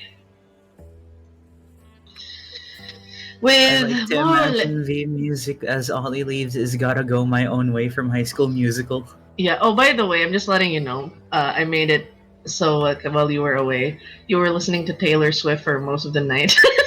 Yes, So yes. your phone is dead. Oh there's no- God. You didn't bring a charger, so there's no Yeah, way to charge fair. the phone. So there's no I'm way to gonna have contact your break family. into my own house to get my charger. That too. You can do that if you want. We'll talk about your plans later, but for now, present day. This would be before Cass gets to the appointed meeting. We go back to Adriana. There's a lot of tokens. God damn it. God damn. God damn. You got this. I believe. Yeah, you're at the aftermath of more or less Morrison whisking Nico away to wherever, like at the bowels of Austin. You're like, you don't even want to know what Austin's gonna do to Nico. Like, poor Nico, in a sense. Sucks to be him. In this particular instance, you get a phone call. Good for Adriana. She answers the phone. I have a question. What's the name of Vernon on your phone? Vernon would be under something cute, like something cute, but also like very vampire code for human kind of thing. Oh, Keen. Keen is a code. But that's like if you see them not as human, but more like body bags. So Oh you could God. you could also there's also like a moniker for flesh bags, because they're a joke that they're living blood bags. Huh? It depends how you want to name them. There's no cute way to go about it. My skin bag heart. That's dark. Yes, you do get that phone call. And I am sorry I have not had time to prepare a layer for you, but here you go. It's fine. I'll take it. So, phone calls in. Hey. Yeah, you at the bar again, love. Where else would I be aside from home? I'm sorry, I'm not muted.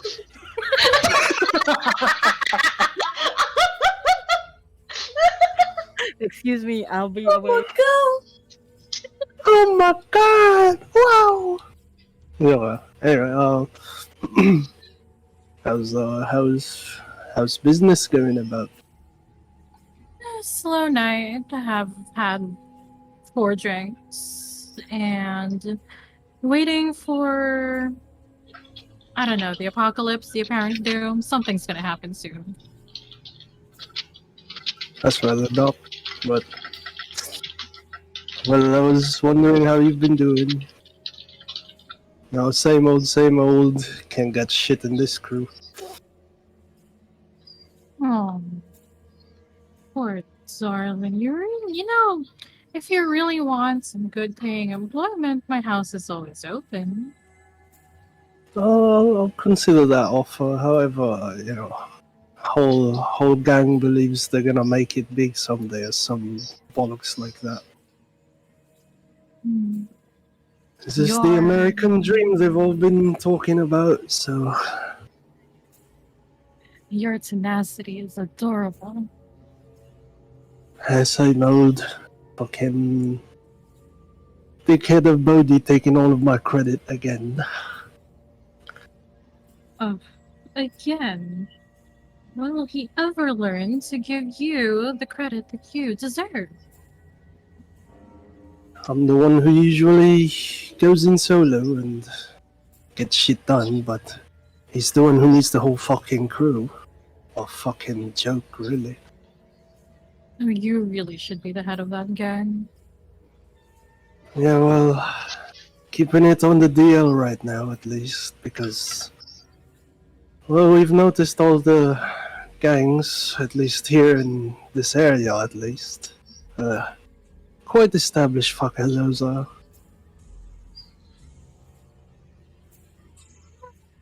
I don't think that that would be a problem for you guys. I think your gang's one of the more tenacious, courageous. How else can I put it? Oh, have you possibly heard of any paintings being stolen recently? Well, the crew has had a hit on some fucking art gallery I can't really remember the name of, but I don't really know the specifics of which ones we've acquired, but yeah, we've had a recent hit. But well, I'll have a look at our inventory. Would be nice. I am looking for some paintings if your crew would be willing to part with some. Well, let's see if you could get fucking Bodhi to let go of some shit fucking hoarded that lot. What is he gonna do with a couple of paintings? Rather old paintings, too. Yes, they have value, but it's not like he's gonna appreciate it like a true connoisseur. Well, I'll have a talk with the fucker, but no promises. I understand, but do let me know. Well, I suppose, can't be seeing each other anytime soon, yeah? I really want to. Could you spare a couple of hours, maybe come to my house? Or Well, that's if I we can could go to the even... Oh, sorry, go. Or we can go to the theater if you want. You know my little place, right? Yeah, I suppose so, if my fucking police sketch could get off the fucking walls. Please. I can have Vladimir take those down again if you want me to. Fair enough, it has been a while. Well, I'll get back to you on those paintings, but do take my word that we've had a hit on the art district, and I suppose if we're the only ones who've had a hit on it, then I suppose it was us. Thank you for telling me. You stay Anytime. safe. You have a very dangerous occupation, and that's what I love about you. Well, what's a lowly old fucker from streets of the UK gonna do over here anyway? Whatever the fuck the American dream is. Hitting it big, getting rich, living a good life. Well, we are getting rich, but good life's not exactly the way to put it. I'll give it a couple of years. I'm pretty sure all of the riches will pay themselves off sometime. Yeah, I suppose so. Well, you stay safe, you as well, yeah? Darling, don't worry about me. You know I am more than stubborn when it comes to people trying to hurt me. Fair enough. Well, I'll get back to you on those paintings, but again, might as well be us that did it, yeah? Okay. Alright, well, see you around, and that little theater visit that you're planning, I suppose it's fine. Mm-hmm. See you then, darling. You as well, love. She hangs up. Just a little. Sighs. Oh, sorry about that. Just a little segue for for Vernon over here, real quick. Just as the call ends, one of your mates walk up to you. It's Fang. Wow. He goes, "Buddy wants." Two accents at the same time. It's okay. I'll just give Alright. information where it's like, boss wants to see you. Of course he fucking does. And he kind of goes, I don't know if he told you, but he kept you out in one of the hits, and he's not gonna give you any pay for it. He made sure of it. Hated it. Why am I not fucking surprised that it's wet? Hold on. Just the guy you're talking to. There you go. So he goes, I don't like it. I don't like it at all. What he's planning. He said Who he's the gonna. fuck does at this rate, mate? It's starting to get real messy. It's I don't want further wars. He's starting one. Thought we starting with anyway. It's just gangs. It's gonna be messy. You heard about the bodies, right? Or the ones that wash up around the fucking riverside and the fucking ones on the streets like it's some fucking special occasion here in New Orleans. No, like literally just a week ago, even like 3 days ago. Suits, bodies, ripped to shreds. Something's fucked up, man. I really want nothing to do with this war. Easy for you to say, you're the one who's always behind a fucking chair.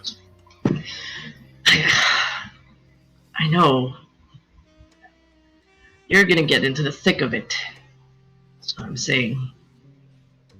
Fair enough. At this point, he's gonna get us all killed. Something's killing the suits already. Suits want a war. They think it's the wolves. They haven't figured out its body. Fucking dickhead. And you know, the thing that really just doesn't seem right, man. That he's not gonna give you any of the 1 million. Like, I can't steal it off of him anyway. Like, I've taken a lot of things from the fucking inventory that he doesn't fucking count. I just feel like with the rate things are going, things are gonna find out about us. I don't like it. Well, whatever we're fucking fighting, Go get Bodhi to fucking do it. He's the one who wants to take credit for it anyway. Fuck, I care if he goes. Just... And then like, there's like a nervous look. Look, I don't want any trouble. You know, we're good, right? Even if I'm, like, everyone here in the team knows you're making shit happen. So many ideas from this fucker's head, but you make it happen. That's his fucking problem, and he pays me for it.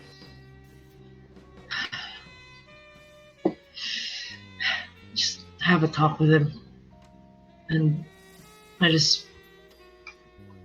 I'm not gonna take any of the million either. I think he's trying to keep it to himself. Of course he is. Greedy little fucker. Maybe if you can talk some sense in, split it with the group.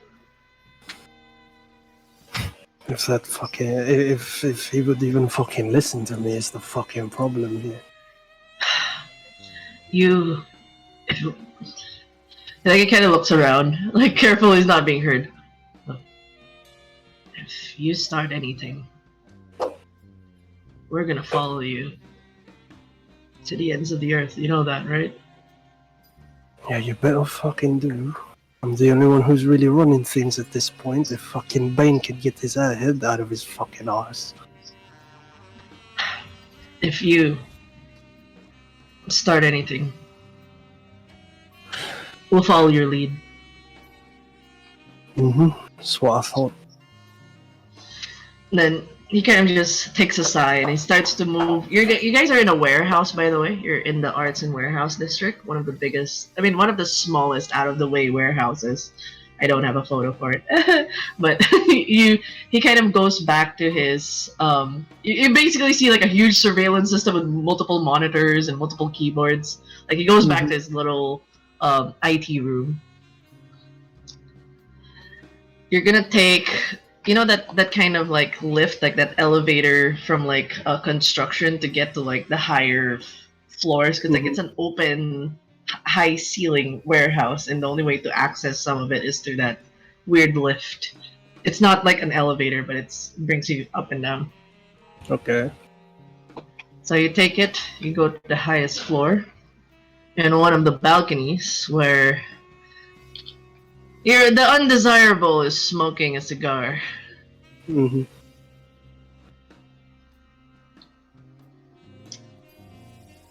His back is turned to you. He's kind of like, he's outside of the warehouse where the balcony is, overlooking the Arts and Warehouses district. Okay. As you step in and the doors close, he goes, "Took you long enough." If your little errand boy would get me some proper fucking information. You ratting on me now? Not ratting on you. It's more of Cruz morale's down and not any thanks to you. He kind of turns. What's that supposed to mean? I don't know, Bodhi. What does it mean? Perhaps splitting the pay with everyone else so we could have a little motivation around here, yeah? He gives you a stone cold stare, but there's like a smirk, like almost a scoff, as he goes, "If you're not taking on gigs, you don't get the cut. That's that. That's the part of the deal, isn't it? It's not on me you bailed the last minute." And who was it exactly that entered the fucking gallery and took all the paintings? It was me and Rosie, wasn't it? You were there just waiting by the van in case things went loud, but they never do when the two of us get in it now. He goes, "If it weren't for my foolproof plans, a lot of people would have caught wind of what it is you are doing. If it weren't for my plans, you'd be in jail right now, serving time for 3 lifetimes. So I think I can sit back and watch my plans unfold while you simply follow orders. Vernon, like, takes a really deep hit of his cigarette and just flicks it, and then like walks up to him, like deadpan stare, and just like all up in his face and everything, and he's like, well, if it weren't for you, we wouldn't have, or at least as Fang would say, certain bodies that maybe we've provoked the wrong people, or whatever the fuck we're dealing with now. Look, what bodies? Is he talking about the suits?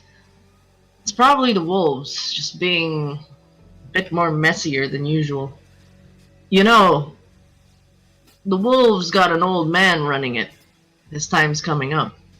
And it's about time the Grey Days take two birds in one stone. They're already ripping themselves apart. We'll monopolize the city in no time. You don't see the bigger picture. I understand. You have a small mind. And that's what's good about you. You're too focused, tunnel-visioned. I see everything, all the possibilities. You just take it one step at a time. See, that's the way you want to see it. Fuck, I care if the wolves or the suits get to you first anyway. It's not like the rest of the crew like you anyway. He goes, money moves, Vernon. I can pay them what I just got from the last gig you missed, and I'll have them right in the palm of my hand, and you won't have nothing. And I can just hire another one of you, another follower, another solo player. Doesn't make a difference. If anything, the one I hired shows promise. If you want to take your leave, take your leave. I don't give a shit. Vernon goes full on, like, rage mode, but he's also restraining himself. Like, he grabs him by the shirt, like, no hesitation, and he just goes, see, that's your fucking problem, mate. You're all about the money. This isn't why we fucking started. We started because we wanted to rule this fucking city. And you can't do that with just money. Hire all the fucking people you want. I don't give a fuck. Yes. Says his head. Like he's like unfazed as you grab his shirt. He's still holding a cigar. Are we splitting ways now?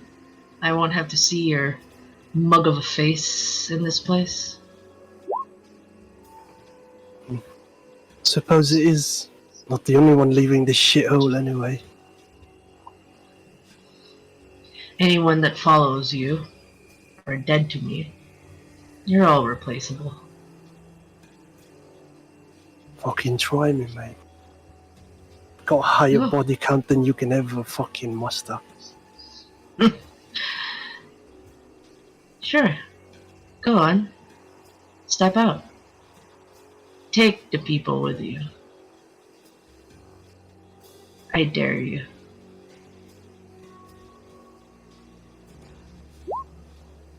And that in that moment, he just lets the cigar rest on your really good leather jacket right now and leaves a burned cigar on it.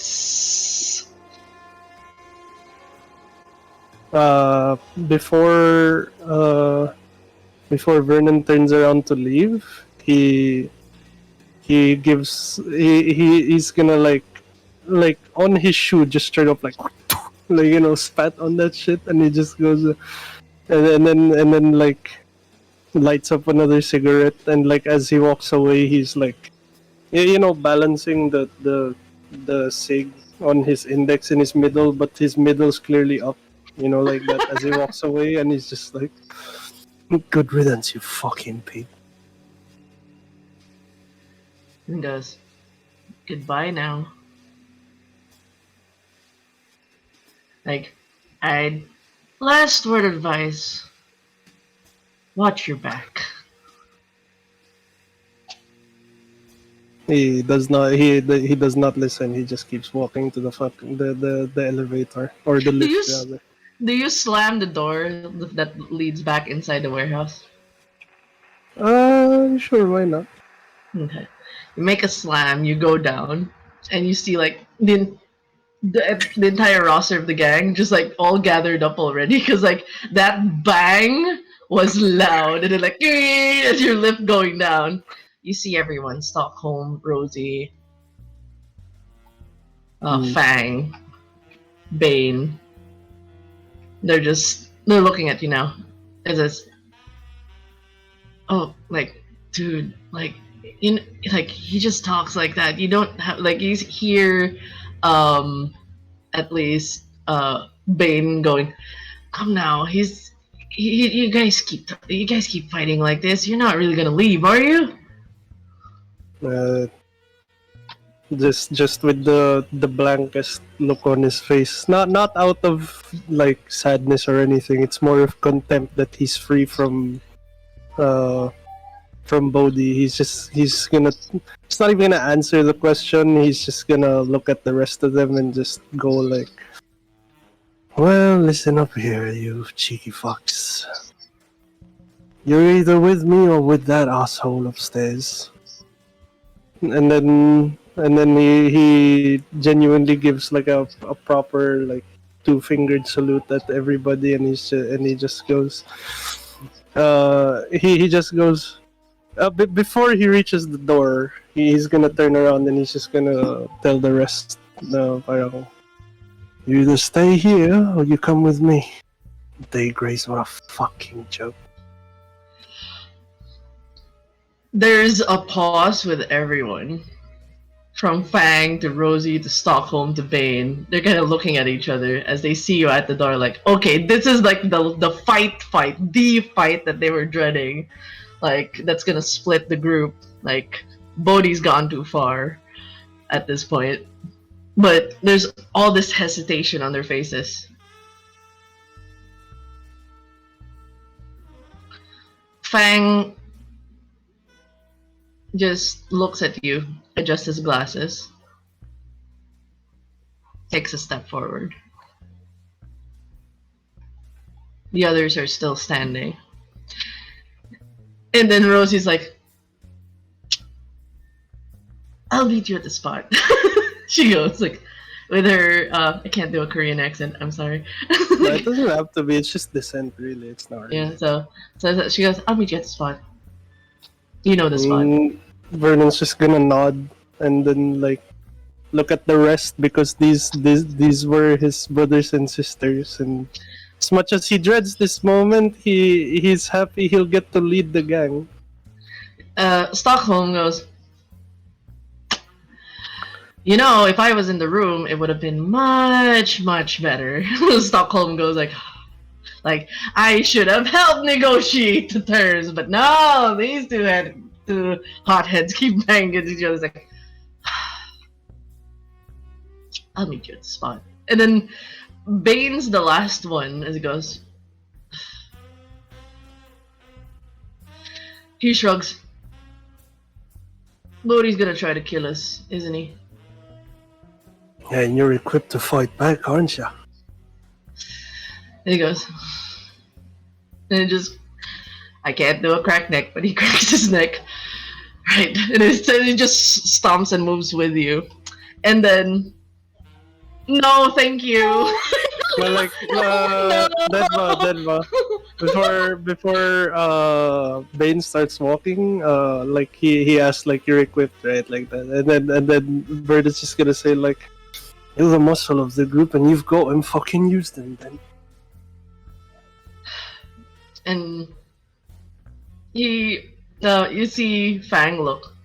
Oh, I know you like to send a message. And then he gives you a phone with just a single button. And he gives you like this small Mona Lisa smile and he goes, I know where the inventor is. I've moved it. I've prepared for this. See, that's why we're gonna lead a better crew with you lot. And then he no hesitation, fucking just pushes the button.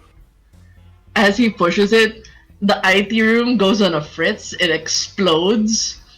And then you guys walk away from the warehouse with just explosions in the background. Really cool. Of course, Rosie isn't there because she's at the spot already. She's like, she already all but disappeared. But the remainder of your gang, as you walk away from that warehouse, it explodes with Bodhi in it. It's definitely a message. Like a big fuck you.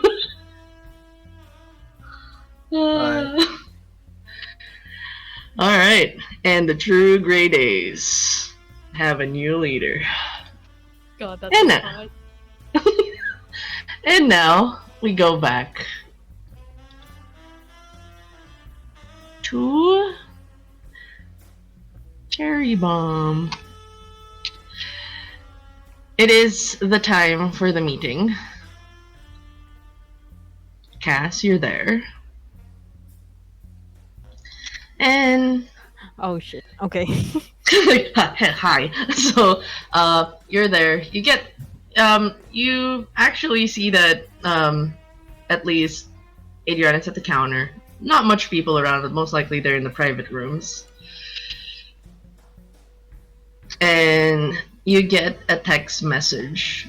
Surprisingly, after, like, it's rare, because, like, you guys never really talked for 50 years, so this will be the first time you actually get a text.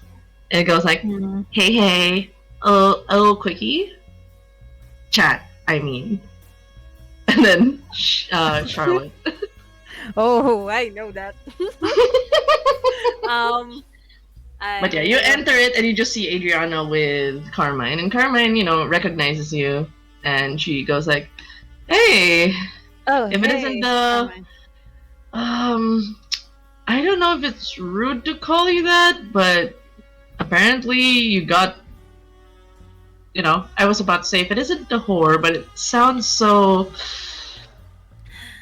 Degrading. Is that really the title they gave you? Well, it's there now, so might as well use it. I mean, it's a title, I guess. I mean, it's fine. But yeah, how are you, Carmine? Oh, I've seen better days. How's and then I like gesture, my hand gestures like swirling around like the club, the bar. I'm like, how business going?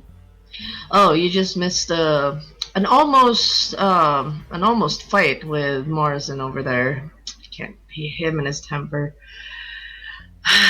Thankfully, Adriana was there to step in. I didn't want to have to renovate this place again. Oh, I assume that it would be very much expensive to renovate a bar. It's the cost, man, to keep this up. In this economy, she just laughs. Yeah. Worse than depression. The current state of economy, not really good for business owners. But yeah, well, who's Morrison fighting anyway? And then he goes, Noose Nico.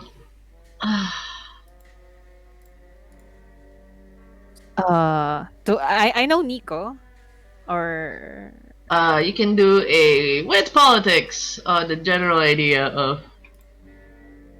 okay.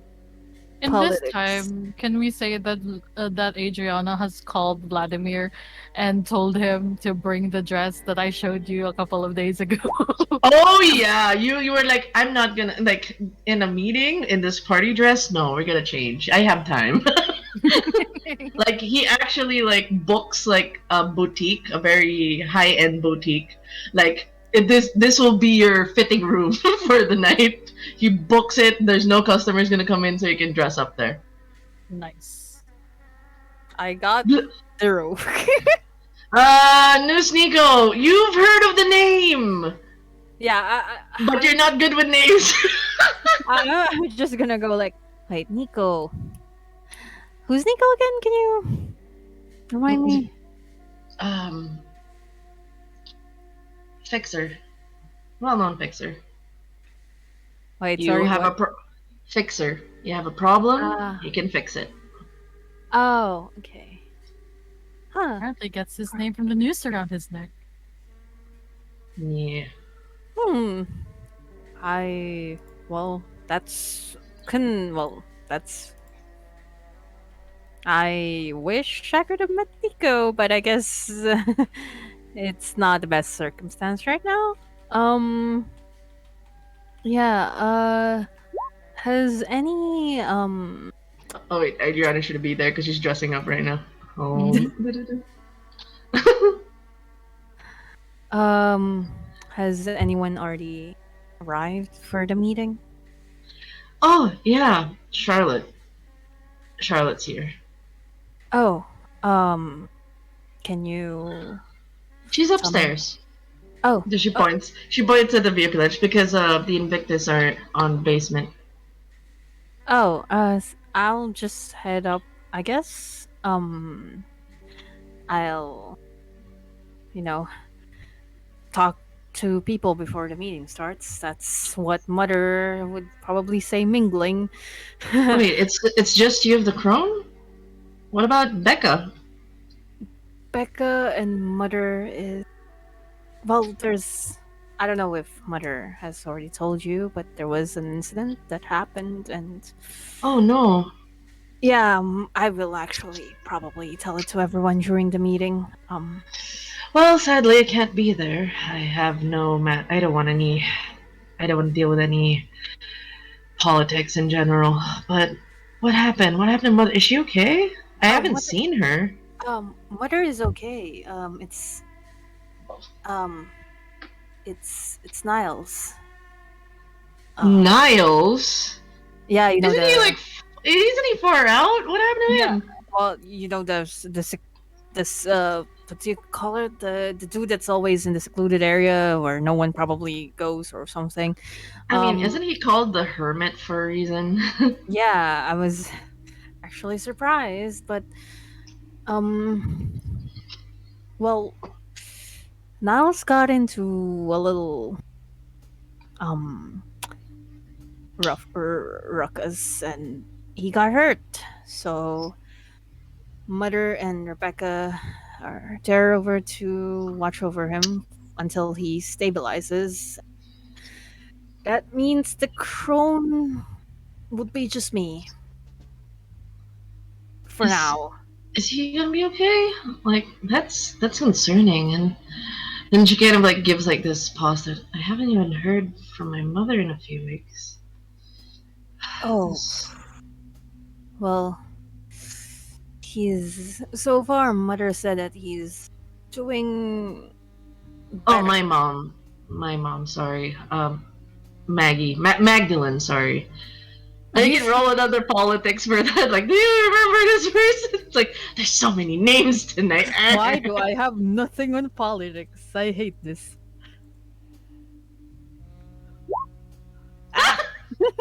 Oh, fuck, there's so many names that you're just like, yeah, I haven't been going out much. I'm just gonna go like, I'm gonna pretend that I know I remember Carmine's mom, and I'm gonna be like, oh yeah, you should check up on your mom actually. I mean, it's probably a different incident with Niles, but yeah, What exactly happened to Niles? It's all I'm gonna tell it anyway to the meeting. So he got attacked actually. By what? We still don't know. That's why Mother is there trying to figure out what happened to Niles, and it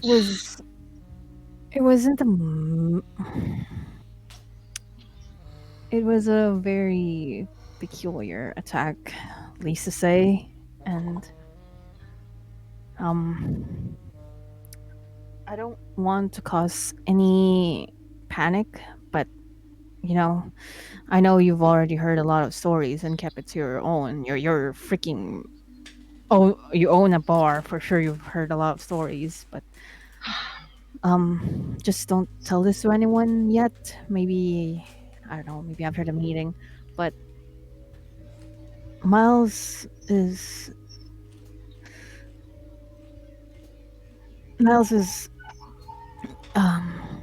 undergoing torpor.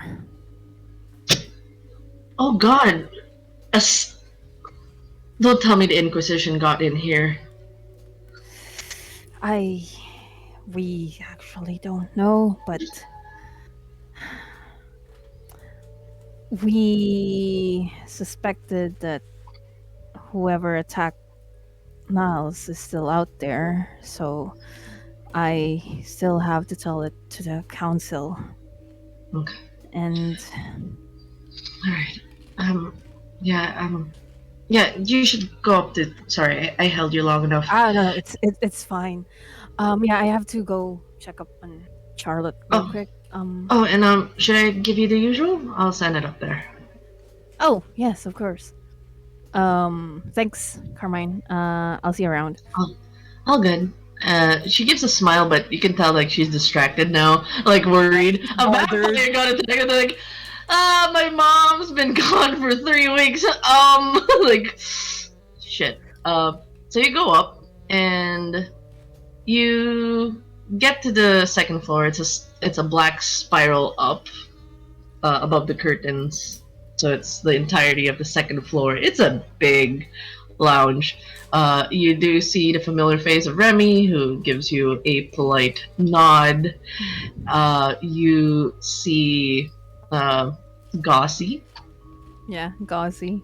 Arms crossed, legs crossed. She has a 3/4 sleeve that shows like her arm sleeves of tats, and like a tattoo poking out of her like 3/4 necktie and all that. She's looking at you.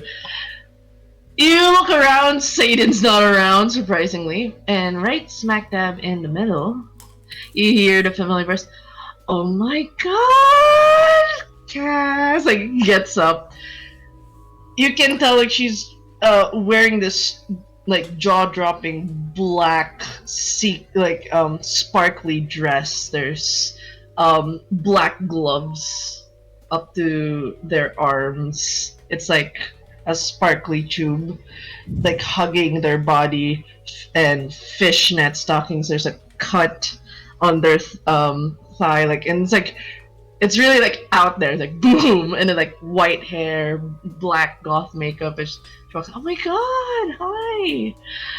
I'm glad you're here. I wanted to talk to you real quick." In Cass's head, I'm just gonna say this, like, in her head, she's saying, like, "You're just as beautiful as the day I lost you."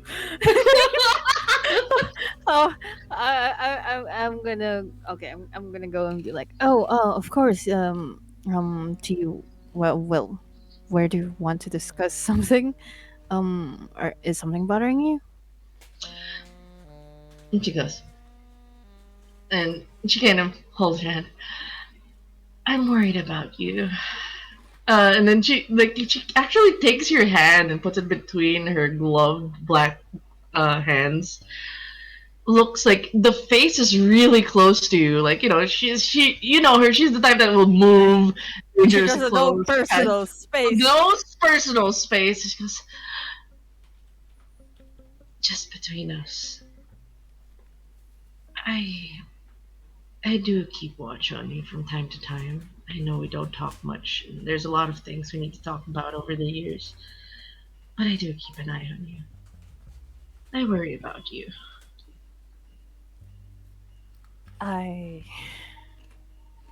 Well, that's it's actually sweet of you, but And then she goes straight to the point. "Please don't tell me you had a salubri in your house."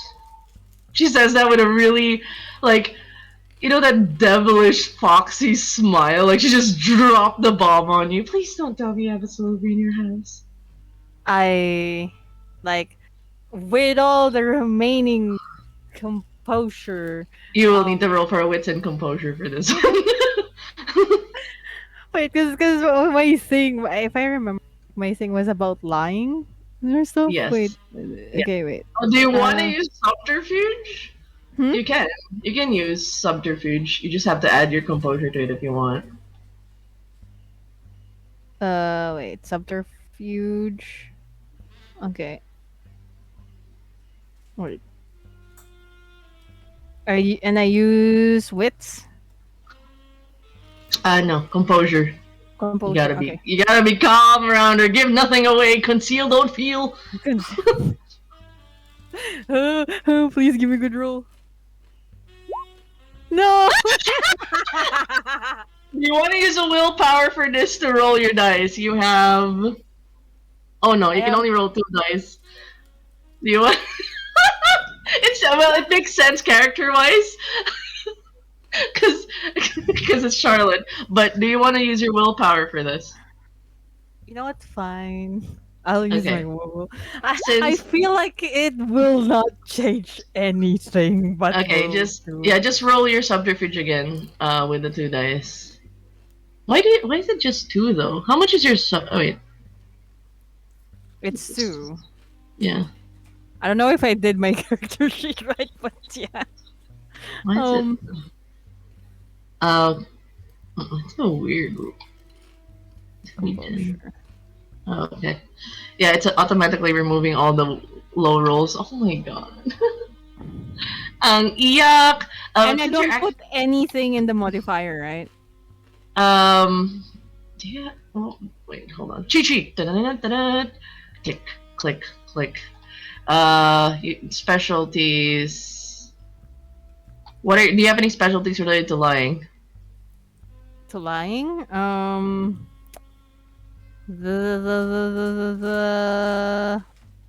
Just specialties. Look down on specialties if you have any. Nothing, because I have sense DNC, premonition, taste for blood. No. Corrosivity. Those are all the things that I have. Yeah, no modifier. Shoot. Okay, just roll here. Wait, 2 plus. So you should be rolling. You have 3 composure. So roll just 3 dice. Yeah, roll it again. Click subterfuge, and then add your composure again, because that would be 3. I believe okay. That's a crit on your hunger dice. So it's like it's coming from your innate vampire skill to just be as deceitful as possible. By the way, since you're acting on your deceit, you regain your willpower. You're hiding it so much from Charlotte. But I lost. Yeah, you lose 1 and then you gain 1 again. Okay, it's just there now. Yeah, so yeah, it's just if you were left to your mortal devices like you were years ago, you probably would have given in. But you're a vampire now. You know your way around lying through your teeth, so you give nothing away. I'm just gonna go ahead and I figured you'd know me better than that, Charlotte. Oh, why did you sorry. think I would house a salubri? You know, we're both gifted with seeing things. I know. I got it from you, technically. Of course. It's just I saw 3-eyed child. It looked like a familiar scene. It looked like you're shocked. I didn't want to, confirm it till I personally ask you. Like, her eyes are shining as she's just looking. Speaking of salubri, I actually talked to Mother about, well, I was hoping to keep this during the meeting, but you already mentioned the salubri, and I figured I could have my share. See, if, of course, I wouldn't accuse you of such a thing. That's why I was checking with you. If you did have a salubri, I would do everything in my power to protect you. You know this, right? And I would love to know your reasons why you'd keep such a interesting individual in your house. I know you like your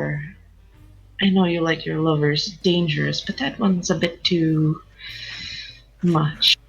Like when And she says too that's young. dangerous. When she says dangerous, I roll my eye and like, come on, Charlotte. That's insane for me even. And I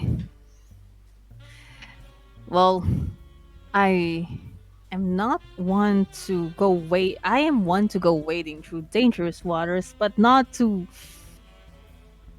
something like that.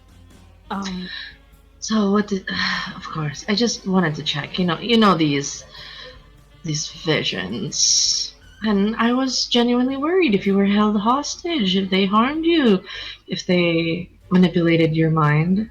And then like she looks over at Remy, and then Remy goes, "She's clean." Oh, good. Sorry, we just had to check. You know that you're That's alright. fine. That you weren't Uh, affected or anything. Even if you've chosen a different side, more or less abandoned us. Like there's like a shade when she throws that. We still see you as our own. You know And- this. I know, and I still see you guys as people I really value. And then I look at every single one of the Tremere there. Just because I'm in the circle of the Crone doesn't mean that I forget where I came from. Yeah, you're still finding your way. All that soul searching new age shit. You really like your witchcraft. Like you can see the distaste on her face, like disappointed. And I'm gonna go and be like, Charlotte, come on, you know me the first time you met me. I was literally a person out there. Soul searching was the thing that, well, it was the reason why we both met. And I'm like, laugh, Oh, yeah. like I chuckle for a bit. Ah, yes. Your palm reading, the way you ran your fingers across the lines of my hands. I remember that all too well. I have a loving stare at her, and then I realize Remy is like at the side, and I'm like, yeah, of course. Oh, and you get cut off by somebody climbing up and says, "Oh my god, a lovers reunion? A rekindled flame?" And then Charlotte immediately like Charlotte lets go of your hand. And says, "Oh, we're just catching up. It's been Yeah. a while. You know, 50 years. it's a long, Long time. time." Yeah. He goes, "Oh, so cute." I'm sorry. Austin's not gonna make it. There was a sudden little meeting that she has to attend to. So I'll be representing the Invictus for now. As she says this, another person walks up the stairs. Oh bam! Can you just Bam! oh bam! I don't know where you can post the dress because I don't think I can upload it. But it's a really good dress. Fuck. But I don't even know where I have it anymore. I just copied it off of Twitter. I don't know. Okay, just describe your dress in detail as you make an entrance. So the dress is literally it's black, it's gothic, it has a slit up the sides, oh, I found the dress! I found the picture! Hold on. Copy image. Go to the server. I'm gonna post it in our Secret Instincts chat. Oh, go. There it is! That is the dress. Let's go. Oh damn! All of her assets in full display. beautiful corset at her waist. Her waist is cinched for the gods. I'll show it on the screen shortly. Yay! Thank Her you. beautiful I've red seen hair. this art. It's so beautiful. Her beautiful Oh. long red hair is flowing, complementing her beautiful green eyes and everything. Just bam, statement. It's on the screen And now. oh, yay! Thank you. And Skylar was holding a wine glass. At the sight of you, just like you were wearing a different dress when you guys met, and now you're in this like jaw-dropping number. Like the glass shatters in her hand, like shing. Oh. And Something wrong? she shakes the glass off her hands, and there's like you see blood dripping from her palm. Like that's how angry she was. Oh yes, unfortunately, Adriana will be representing for the Invictus. I didn't think you'd come. Oh no, darling, please. I wouldn't miss this for the world. Charlotte, oh my god, I love that dress. That just came out this year. It was in the wonderful collection. I can't believe you got your hands on it. It's so hard to get. I wanted to get one. Of course, I had to have it. Look how absolutely stunning it is. It is. And you just, like, if there was like a cartoon, like the smoke coming out of like she's livid right now and she's jealous. Oh, and with 2 Toradors, or like an extension of Torador Neva, I need Cass to roll for Wits and Resolve, as you're gonna feel ridiculously horny in this scene. No. There's Wait, 2 powerhouses. What do I do? You're gonna roll Resolve and add your Wits, because you're gonna feel really fucking horny. Oh my gosh. Oh boy. Oh boy. You need Oh, 4 boy. successes, 2 each for the Toradors. Oh boy. Wait, do I roll one more? It's Resolve, and then you add your Wits. When you click the Resolve, add Wits. I just rolled. Yeah. Oh no! Oh fuck. Why You is get my roll so bad? you can roll. You can choose who are you more horny at. You feel more attracted to. I should use the word horny. You're more attracted to, like, drawn to, between the two, and you'll have then the other one will have a lesser. This is why I don't gonna leave the house. I would be more like into Adriana, not gonna lie. Oh yeah, how does a cast like react when they're like really like you're feeling like for the first time it's like you're human again, you're hot and bothered and like, oh god, Okay. it's like you feel like, oh my god, I just like I want to make out with her kind of vibes. I'm just gonna say that the first time they were talking, like she's not looking because she was like, "Oh shoot, I have to tell them about the freaking thing that happened to Niles and all that." And then like she was sipping her drink that I think Carmine already gave her, and like as soon as it turned to the 2 Toreadors, she's like, Complete spit take. and she's like, sorry about that.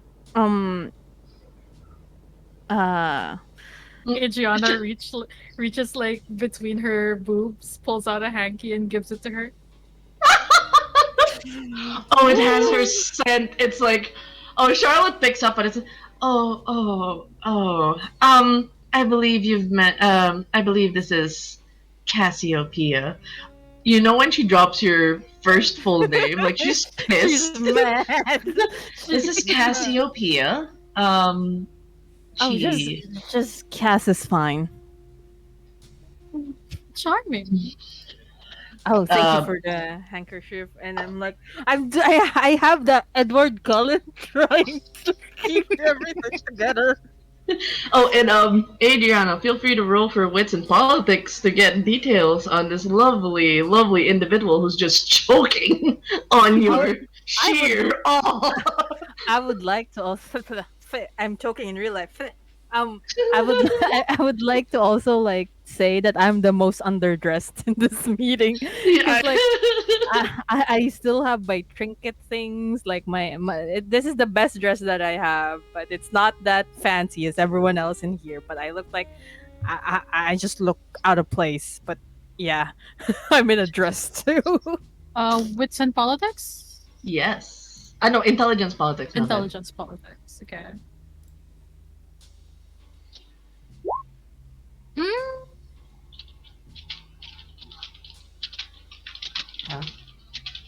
Sorry. Wait. Where's my tab? Where are you? Oh my god! Please don't lag. Please don't lag. Okay. Oh no. Okay. Two. You kind of with the outfit and like, wasn't this Charlotte's lover a while back? You recall you recall the tarot reading shop and the palm reading, like choose a competitor of an actual, I forgot the name of the actual voodoo shop, Madame something. She's the direct competitor, but you've never got to actually interact with her much except for that one time that she did some tarot reading that you entertained for a bit. You do recall she was in one of your parties that Charlotte brought in your parties, if you know what I mean. oh, is this the one you brought that one time at my house? Oh, that was really, really long time ago. Really long. Like, there's subtle shade to it. I see. Well, you turned out to be quite the lovely being. Oh, thank you. And then you see Charlotte, oh, your spit's showing. It's a bit drooling down on the side of your lip. Sorry.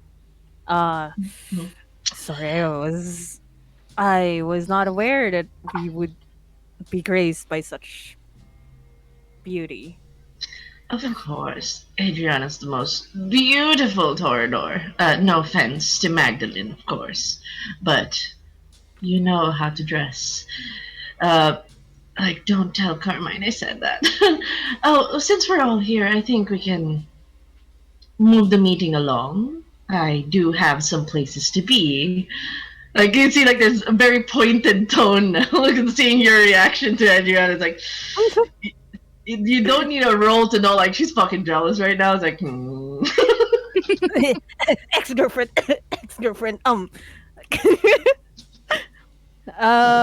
I'm gonna go ahead and be like, oh yeah, of course, the time is of the essence. And then, like, as you were talking, she immediately cuts you off. Now, the meeting, the agenda, of course. Like, talking over you. Do take your seats. And, yes, the meeting at hand, it's nothing too serious, actually. It's just a casual conversation, just to make sure we're up to date.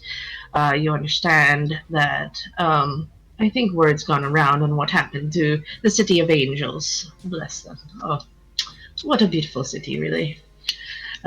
We have the best bars for performing, if you know what I mean. But yes, Los Angeles has fallen, and word's gotten around that the Camarilla are making their way to New Orleans, and I'd like to know everyone's, at least the other groups, you know, the movement's stand on the Camarilla trying to make a place for themselves here. What of the others? Then there's a pause as all eyes now are on Adriana and Skylar, who chose to sit on the opposite side of Adriana. She's like keeping away from you, you know. So it's like, well, Telgos, I believe we haven't, at least on our end, there hasn't been any signs of Camarilla. So you can rest assured that Invictus will remain true to whatever it is we've upheld for the longest time. What about you, Adriana? I know that your family does have different plans. Well, my house, the Lion Courts, we move on our own pace. We have our own agendas, of course, aside from just continuing on to living. In terms of Camarilla, there's not much I can say about their intentions, whether they are making moves on New Orleans or not. I wouldn't say dark. It's more of blissfully unaware. Can you make a roll, a subterfuge and charisma for this one? Boy, you better not fucking fail me, subterfuge. I believe. Oh! Yeah, you get away with it. Like your Thank words you! are silky, smooth. No one's like, none the wiser. They're just like, okay, fair. I mean, you are preoccupied with your parties and your social events, and you saying you're blissfully unaware. You really don't. It seems like you don't care much for the politics. Shut down! Oh my goodness, it's like a crit, easy. And Charlotte now turns to, Cass. She goes, "And of the crone." Well, the crone's been okay so far, except, and then I do a dramatic pause. There's been an issue recently, Oh, sorry, my bad. and I don't know if it would be connected to the Camarilla or anything, but one of our own, attacked a few nights ago. Niles was in a critical condition.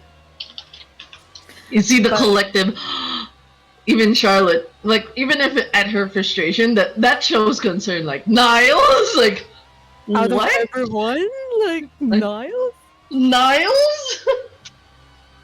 And she is like, I have reasons to believe that whatever attacked Niles might also be connected to something that's happening around the city. You all have heard the news, right? The bodies. Yes, the human gangs and their wars, but bodies ripped apart like that is not humanly possible. Yes. And on two separate nights, too. Yes, and this one is also a bit heavy, but whatever attacked Niles, he's under torpor right now. And you just the collective silence and like just processing that information. Remy speaks up. What caused his stupor? Well, A stake to the heart? whatever it is, it's not it. It's What not is it then? Well, Mother believes that it's, what was it again? The magic itself feels like a La Sombra, but given that you brought up the Salubri, it could possibly Salubri. So those two things are possible. I'm just gonna go ahead. Well, Mother thinks that it's Salambra. Did I say it right? La Sombra. La Sombra. Considering that it's probably caused by magic. And we still don't know why Niles was attacked. Considering that Niles, out of every single one, is living far off the city. And it's either that or. And then I took a quick glance at Charlotte. It's either that or a Salubri. Whatever Adriana.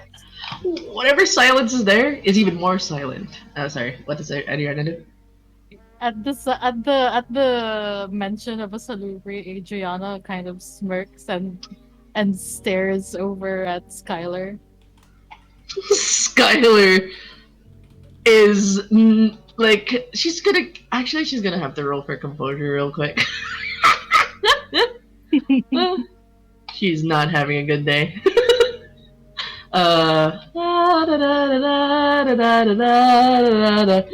Oh, she's fine. She doesn't like you can tell like the glint in her eyes is like murder, but doesn't say anything on her face. She feigns the oh, a salubri in New Orleans And In that, this economy? in this economy? in this timeline. And Kat's gonna be like, well, whatever. Well, that's just a wild guess that I have. Um, And I Charlotte goes, a wild guess. Or did you have any visions? Like she gives you I- that knowing look because she did tell you she had a vision of a salubri. Like I look at Charlotte and be like, my visions aren't as good as anyone else that comes by. It's not as good as Charlotte, considering the fact that I might be not taking care of myself. But all things aside, I did have a vision of a salubri in the city. And I don't know if it's real or if it's just my mind playing tricks on me. So if anyone might have also seen one, that means that my vision is not actually me going crazy.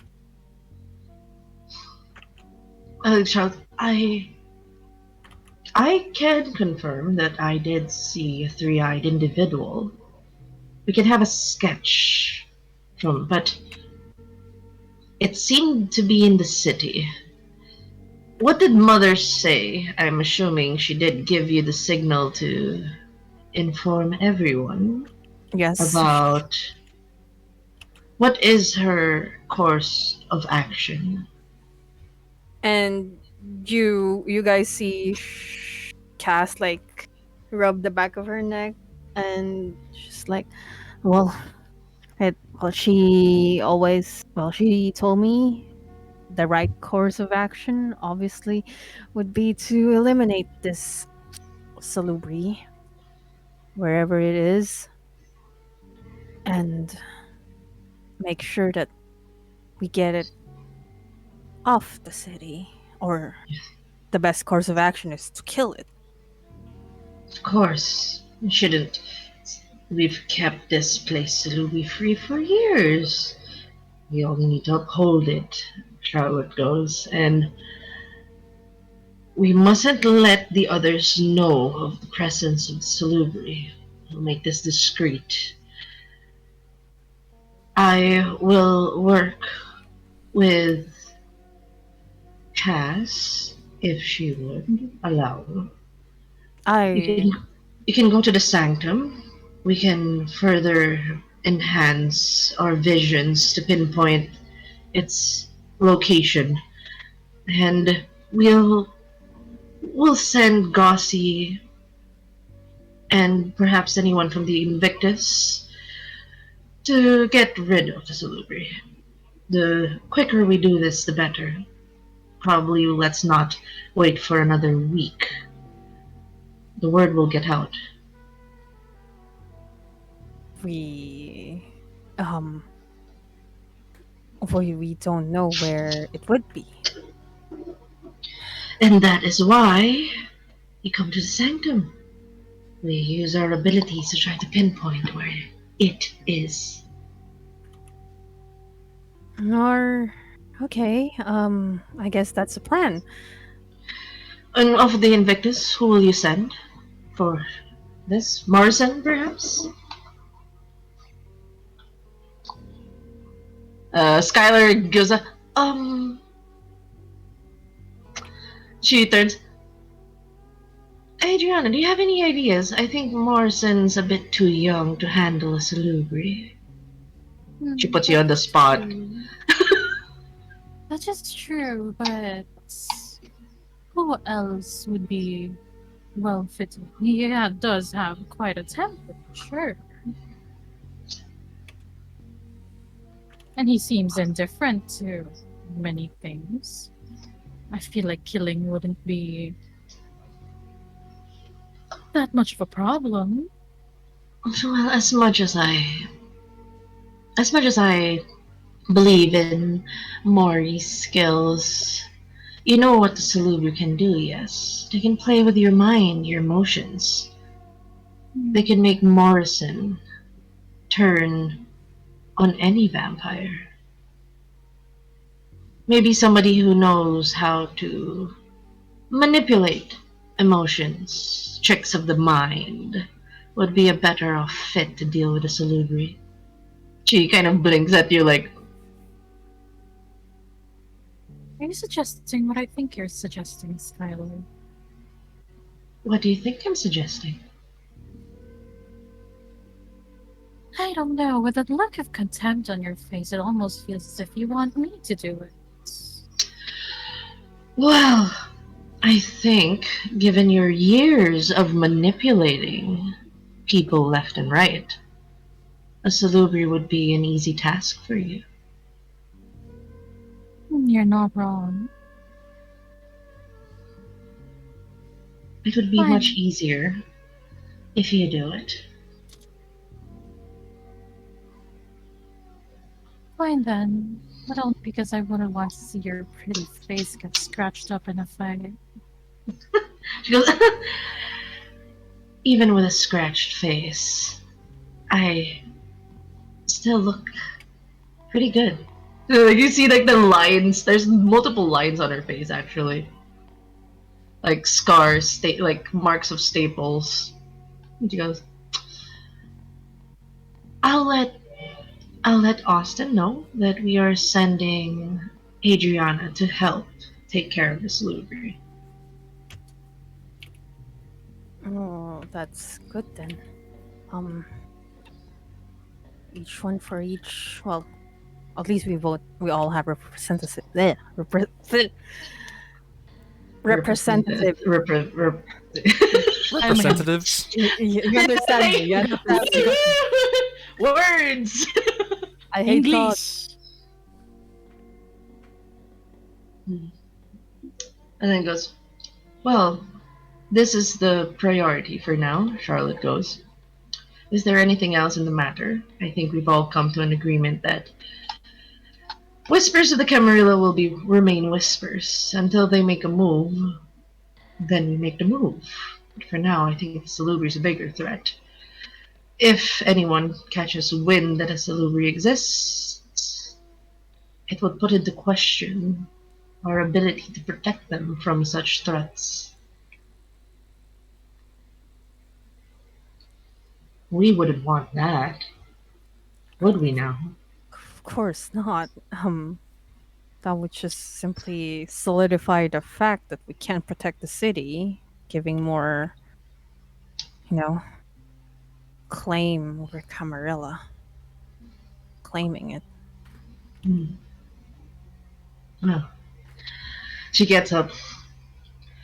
If you can, drop by the sanctum around 3 in the morning, and we can start our scrying there.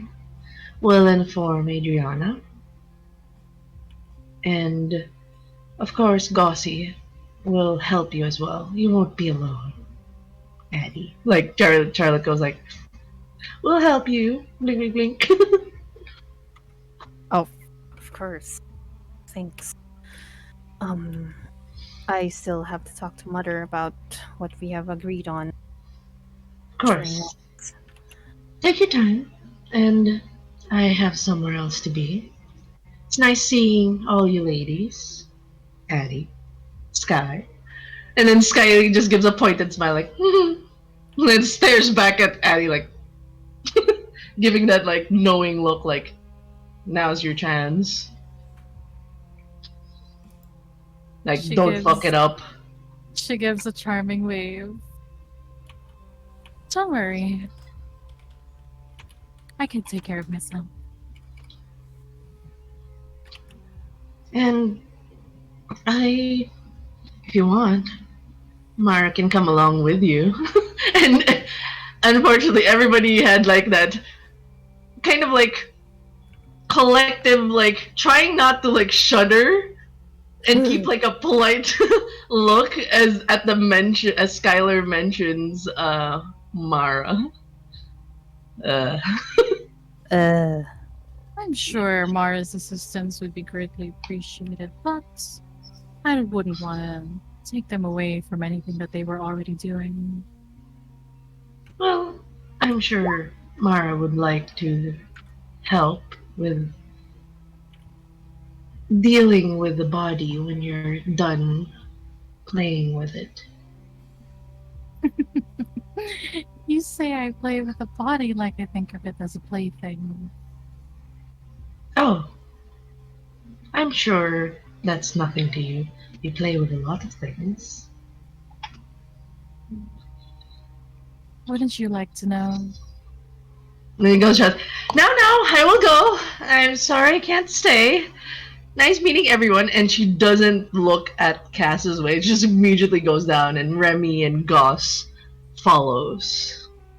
And Skylar stands there for a bit. Good luck. As she kind of goes back down.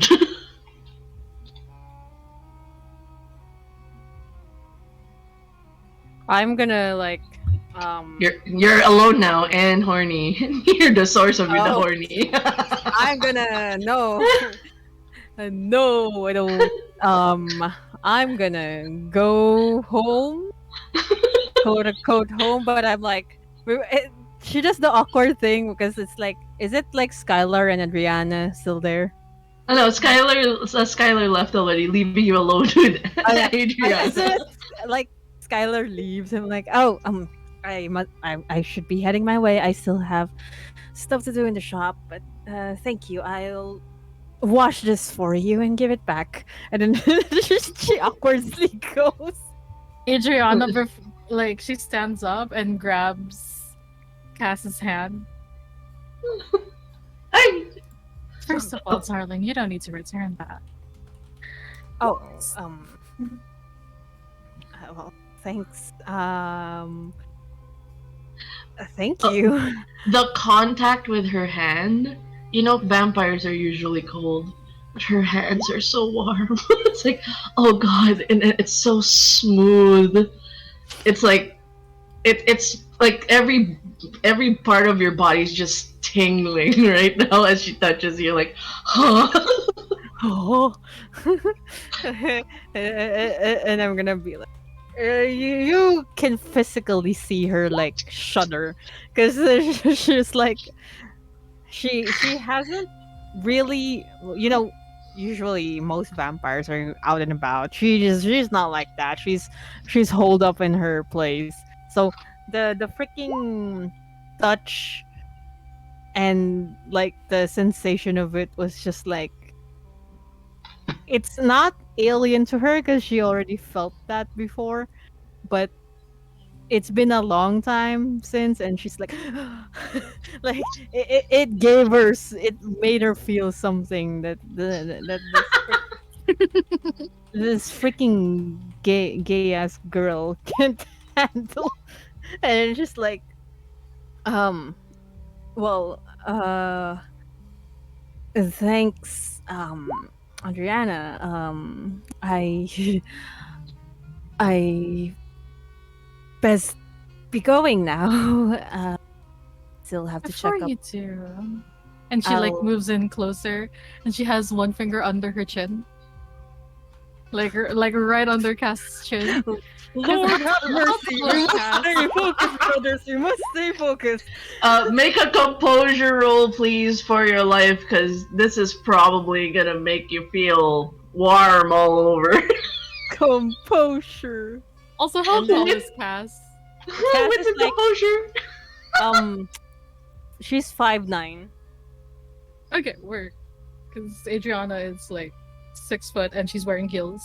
Oh, so Oh, mommy! Oh composure and then no! Wits. Because this is a reaction to try to hold yourself together. Because right now, every part of you just wants to, like, kiss her at this point. Like, I want to throw myself at this woman. Okay! God, it's a messy crit! Let's fucking go! Okay, Oh no. this is me. This is me. this is me trying. You held your composure, but the beast within wants to ravish her, wants to grab her and throw her against. Like, you're having intrusive thoughts right now.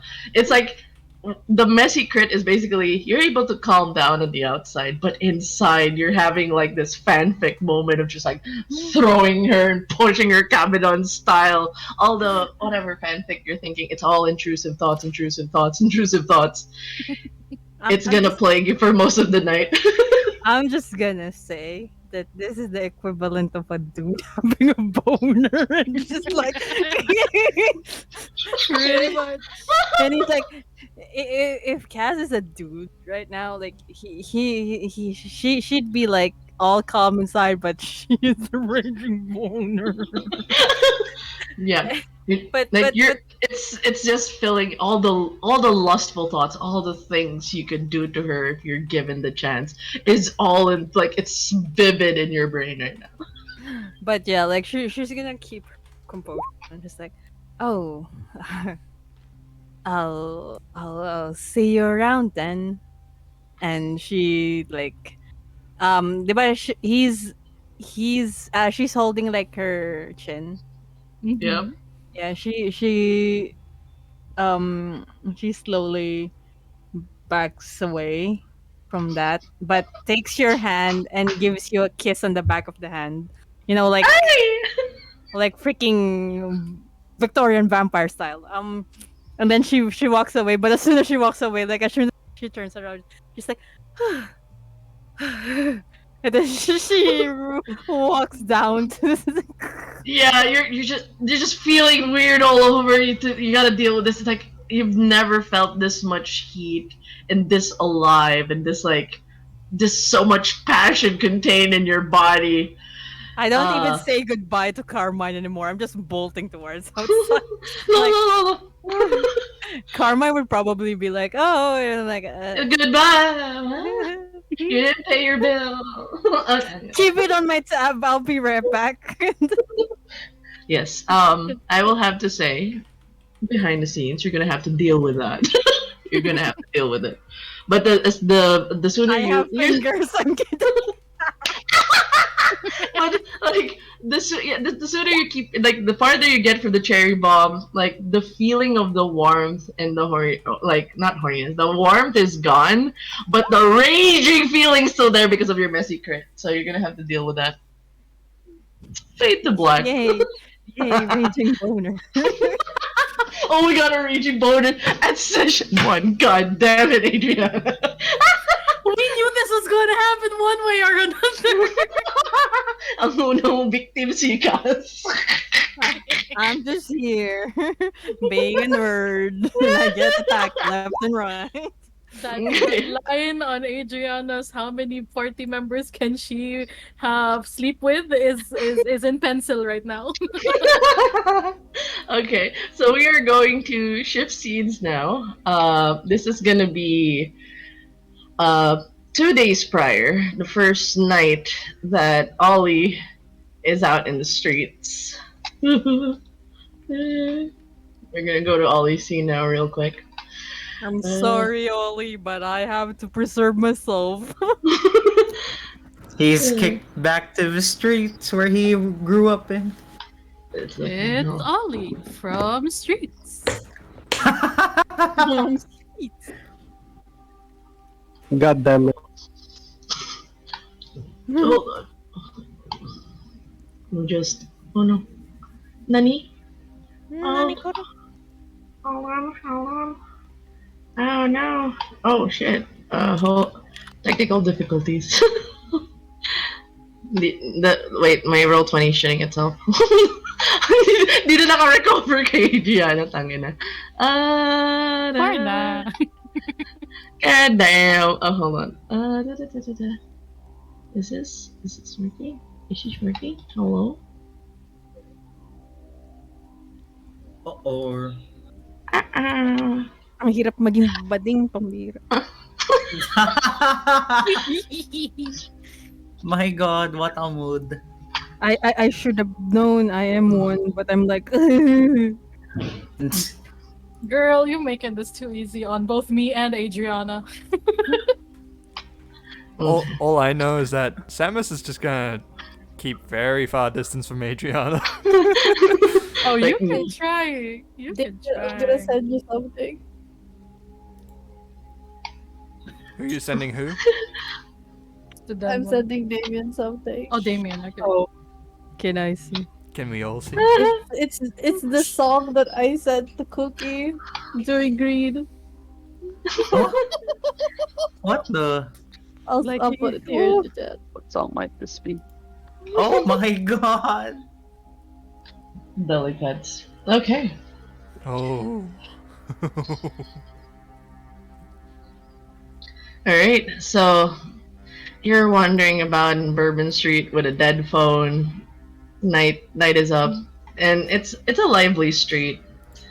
But you kind of feel separate from it, given the news that the life that you had as you know it isn't anymore.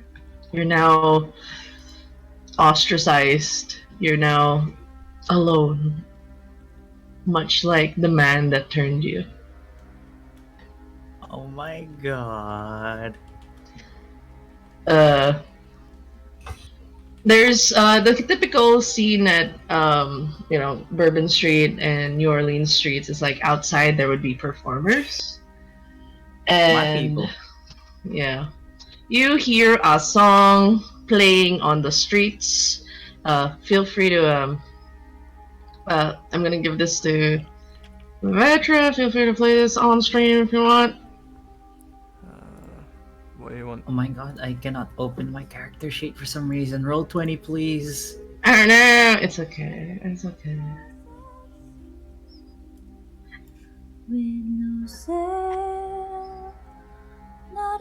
Wait, I don't know. I don't know if you hear like a. Assuming everybody can click on that file I sent. As you were kind of walking alone and feeling alone with your thoughts, you hear a familiar meow.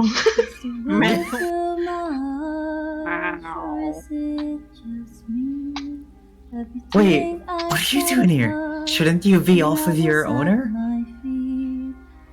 Meow. The cat looks up to you. And go back to following you quietly. Listen, I appreciate the help that you gave me, but it's probably best if you listen to what your owner said and don't really associate with me because you could get hurt.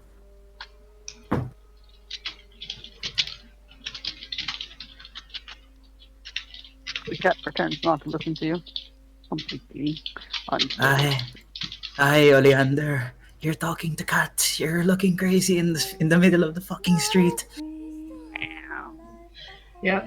I don't know when Vetra's playing the sound clip, but as you're talking to a cat, you hear like through the live streets an ethereal voice echoing. Wait. My chicken nugget is being a dumbass, please. What's a chicken nugget? Stroke, stroke, stroke. Behave, behave. The dog. Oh. Oh. I'm so confused. I was like, what's a chicken nugget doing? I'm sorry, did you say What the dog doing? a dog called Stroke or something like that? Yes, yes, yes. That's his name. Oh my god, it sounds my so God. weird. You're like, Cause that's the only reason we got him. Oh my it just God, sounded I weird get because you're it. like, no, Stroke, stop, Stroke, stop. That kind of worried me, not gonna lie. I was like, are you okay? Are you... Oh my god. Did the bit between Cass and Adriana get you? Oh no. Okay, I'm gonna mute Boner myself. count has risen. Wait, is the MP3 playing? Just asking Vetra. Is it heard on the It stream? was, it just finished. Okay, cool. So you hear that ethereal voice playing through the streets. Someone is singing, and you immediately, like, you don't need to roll for this. You know who this is. Oh my god. It's well, actually, if you watch their stage name, what is their stage name? Is it just Podgy? I think she would be. Fuck! I didn't think of a stage name. Lamau. Maybe she has just been running around as Pochi B. Yeah. You heard Pochi B! It's one of the well-known local singers, and she's really, like, good at singing. And she's actually doing a live performance in Bourbon Street. You're hearing her voice. It sounds much better live. Like, you've heard her, like, the secret tracks going in the underground music scene. But hearing her actual voice for reals, it just hits different. Oh shit. Okay. Oleander sort of paces around back and forth, realizing, wait, this is like one of my idols, man. Well, I might as well make the most of the time I have left here before I become a chupacabra in Mexico. So he feels around his forehead to see if his third eye is open or not. It's closed. He takes that as a good sign, but just in case, he brings out a scarf that he always carries just in case, and wraps it around his forehead before going to go listen closer. Yeah. You're drawn to the music. It's like it's pulling you closer. As you get almost close to the front lines, like it's basically a street performance, which is like so surreal because you remember like she would perform like randomly in bars. Like her performance gigs are so secret and it's just spontaneous, and you just happen to catch a live one, and it's in the streets. Can you describe what Pochi is wearing for her performance? She's kind of wearing this oversized sweater that has like colorful patterns on it, like kind of earthy, like warm tone. She's wearing a choker. She's kind of like blinged up, but in like a homey way. And then she's got that like frazzled, short curly hair look. And as she finished the song, she goes, "Thank you, New Orleans. This place has been very kind to me, and the last song, I know everybody has been hearing a lot of love songs or maybe heartbreak songs, but right now I feel like we should shed some light to those who are feeling the bite of the cold night. I just want to tell you, somebody sees you." The words. Dude, at this point, Ollie would be like tearing the fuck up. That would be totally fine. Can Pochi roll for a wits and awareness, please? Okay. Just go to awareness. Somebody teach me how to roll. Yeah. You go to awareness. There's a dice beside it. You click it, and then the attribute, add wits, no modifier, and then just roll. Public. Private. Okay. Just Right. There you go. There's a lot in the crowd. You see your familiar regulars, your familiar fans. But one of them stands out. This is a new face. And you see the glassy look in his eyes. You know, I recently lost a friend myself, and I think when we lose the only ones that we have left, that's going to be a very difficult moment in our life. And for me, when that happens, I turn to music, I turn to art. So let's make it a lively night, shall we? And she does another song that is a little bit more lively and about memories and finding like more of it. Like it's not just about like reminiscing, it's also like about wanting to like make more.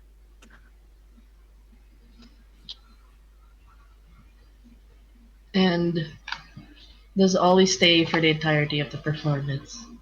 Yes, Ollie would be like straight up just crying silently while holding out a rock out sign. Yeah, and there's just a lot of people moved by your words. You see a lot of people crying as you're singing your songs, as if it touched their souls. And eventually the performance ends close to 1 a.m. You did a couple of sets, and then you start to clear away. There are a couple of your regulars who stay in and be like, hey, Pachi, like, my parents aren't home, so if you want to crash on the couch, you definitely can. She kind of like looks surprised. Like who? Like how This is a old re- is this person that is offering to her? Definitely a college kid who's currently like studying in Dartmouth. Is And one of them actually recognizes Ollie. He's like, "Oh my God, Ollie!" Ollie like jolts up a little bit. It's like, huh? Oh my God, where have you been? You missed classes. Exams What are is gonna this come up. person's name? Do a quick intelligence roll. Oh my my god, imagine. Ollie can't remember any fucking friends. Are you gonna do a Damien and not remember names? Denma, I cannot open the character sheet to roll. Oh. What's happening? Wait, I'm gonna reload. Okay, don't worry about it. Sometimes roll 20 is being a poopy. No, I don't want to play through the tutorial. Leave me alone, roll 20. There we go. What am I rolling? Intelligence, yeah? Yeah, just intelligence. Oh baby, oh baby, oh baby. Second attribute, none. 0. No, you don't remember this person. Wow. I can't tell if the best. Ollie goes to the tried and true method of, hey, no, I was just, being busy here and there.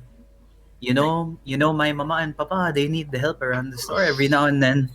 Oh my God, you totally missed like a free session. We were doing freestyle. We were gonna bring our instruments. You what? Yeah, we were expecting you to perform. You weren't there. You've been. How long have you been gone? Like almost 4 days now. Oh, you guys play? Yeah, we're taking music studies in Ollie Dartmouth. sort of freezes up at hearing, how do I pronounce the name? Dartmouth. Pochi. Oh, Dartmouth. Sorry. No, Oh, the no. performer's name, yeah. Yeah, Pochi. Pochi. Like like Pochi McCann. the Rock. Hey, Pochi with a B or Pochi with a Yeah. P? No, it's P. As in like, Like the the candy? candy. The candy, Yeah. oh my god. Ollie sort of freezes up, realizing that Pochi is talking to him, and he's like, Dart mouth. Okay. You know what? Usually I would tell people to like not just willy-nilly offer their homes, but I'm kind of in between situations right now, so if you guys are gonna let me crash, I'll crash. As long as we go past by a Korean mart first. What do you guys think? Wow. Everybody notices Oh, the cat. kitty! Cheshire, you're still here? Or wait, yeah, no, Ollie would just call him Cheshire at this point. Oh, you have a cat? The friend goes, we're not gonna name the friend because you can't remember. Oh no, this isn't my cat. It's a good friend though. Good company. In there, right? Hi, kitty. Okay, who's up for some chapche at night? Like, me, Oh me, my me, me. And then you God, see I a love lot of your cat. like your fan clubs like me, me, me, me, me. Like there's suddenly 5 people go like me, me, me. Like it's our treat, it's our treat. No. And then Paul, she catches herself going like, "Yeah, sure. I'll point at the ones that are good, okay?" Yeah. Oh, and we're gonna drink soju. Except you. They point at the youngest one, the one that offered the house. Like, except you. Seems about Don't right. worry about it. A quick question only. Ollie, is your phone out? Are you still holding your phone? My phone? No. My phone is like dead. Oh, you threw it away or something? No. It's just like dead. So it's in my little. It's in my bag. My little carry-on bag. The cat is going to take a swipe at your shoe and kind of run away real quickly. Well, a bit rude, but it's not the weirdest thing. It's probably the distance away. Looking at you. Wow.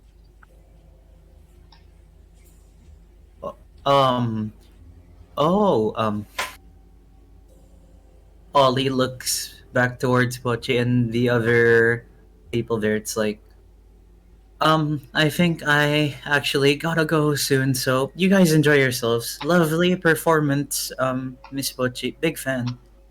Hope to hear Thank again. you. Mhm. Are you sure you don't want to stay with your friends? Like, where are you going? What's the cat doing?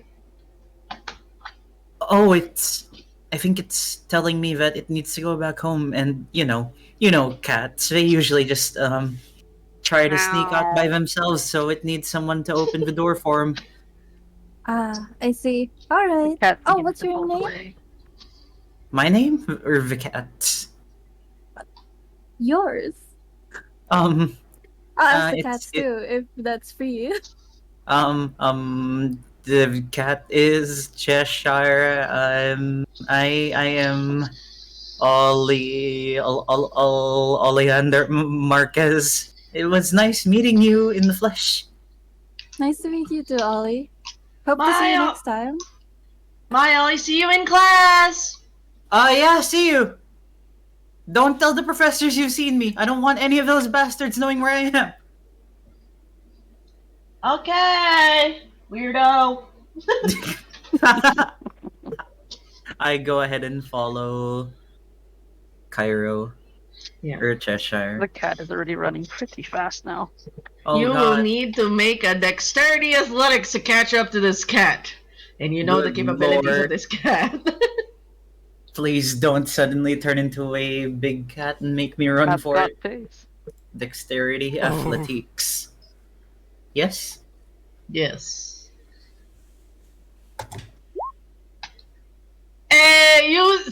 Surprisingly, you didn't think you were capable of it, but you are surprisingly fast.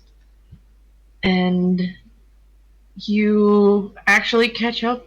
Like, the cat's a considerable distance, and it's still within your line of vision.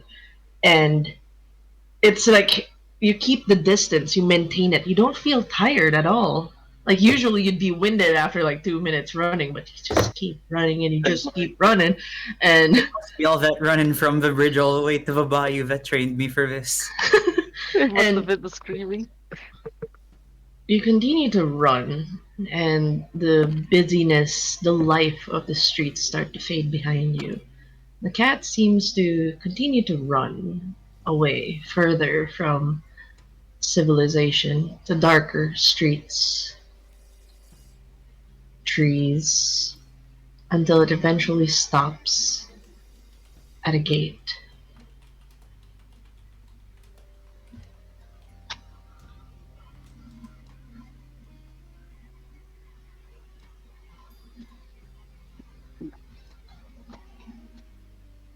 The cemetery? No. It slips between the gate. Of course, because most people think a very fluffy cat is fat. Oh no, he slips right through. Well, I don't know if this is some kind of foreshadowing or something, but if you made me follow you all the way here, it must be worth something. The cat stares at you a little bit and continues on.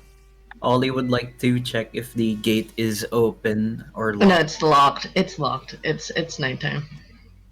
But you can climb over it. Oh yeah, okay. Ollie So would that'll- like to climb over the gate. Yeah, that's another strength and athletics. Yeah. Complete your workout. This cat is actually just like Loki training Ollie how to run away. Not the most graceful. The rattling of the gate and the chains like you fall almost to your butt on the other side. Oh, cat And- wins this. Listen to this. And you see, like, this is a really old cemetery. It looks like it recently rained with all the patches. In there, that hurt. And then I go over to where the cat is. It's like, okay, so why are we here again?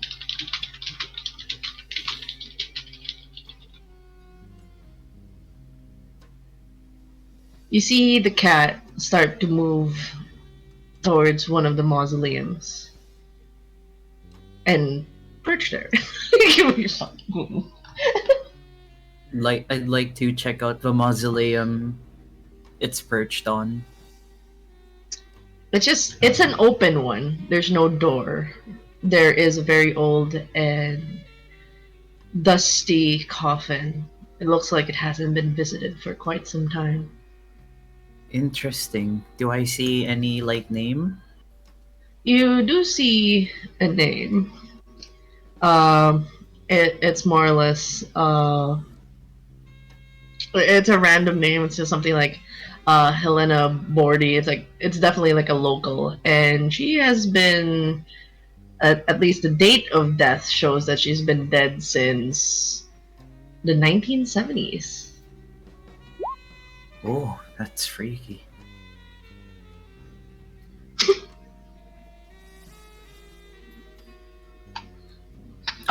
So you knew this person? You can roll for a wits and insight.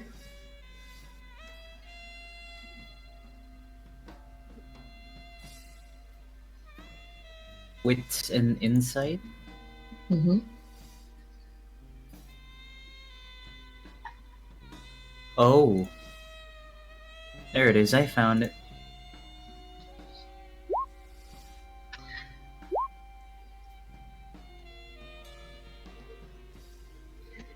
At least in your heartbroken heart right now, it seems as if despite it being a cat, it seemed to give you a place to rest for the night. And the dead can't really judge you for what you are. You have a place to stay within the city. That's true. At least for now. Thank you. You should probably be getting home or someplace that's safer than literally even 50 feet of me. As he unwraps his scarf to try and maybe use as much of it as he can as a blanket. The cat doesn't leave. Cold?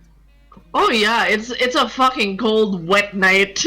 You're gonna lie down on like dusty old marble floor beside a dead coffin of somebody Oh, no. who died 50 years ago. Oh no, it's because like I thought since vampire physiology, I don't know if they feel the warmth or cold. You would feel cold. You're just freshly turned, so it's like you will still feel temperatures, Oh, okay, hot, okay. cold. Yeah. But you're generally cold-blooded, but you would still feel cold. Okay, he shivers a bit before trying to huddle in on himself and cover as much with his slightly oversized scarf. The cat doesn't leave. I ask, does the cat give warmth to this shivering baby vampire? Or does it This stay shivering on the... poor boy. What does No, cat the do? cat just stares at him. Well, the cat doesn't leave you, at least, for most of the night. What It does, are... however, stay by the exit and maybe wanders around nearby. Okay. And what are Ollie's last thoughts before he gets uncomfortable, troubled sleep, alone in a cold cemetery? Just more song lyrics. This time it's Kiss Me Through the Phone by Soulja Boy. God fucking damn it. But it's just, baby, you know that I miss you. I wanna get with you. You close your eyes, and for some reason, despite you not feeling as sleepy, there's just the feeling of the general weight of the world as you succumb to sleep eventually. Somewhere in the night, hours pass.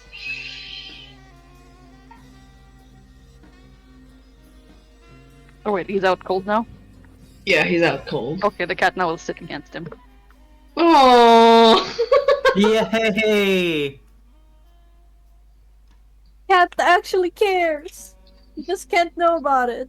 I'm succeeding in Griffin's Not know what you're place. talking about. Meow. And in that instance,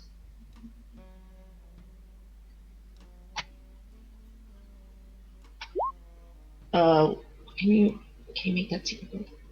Make it secret. Did you make it secret? Oh, okay.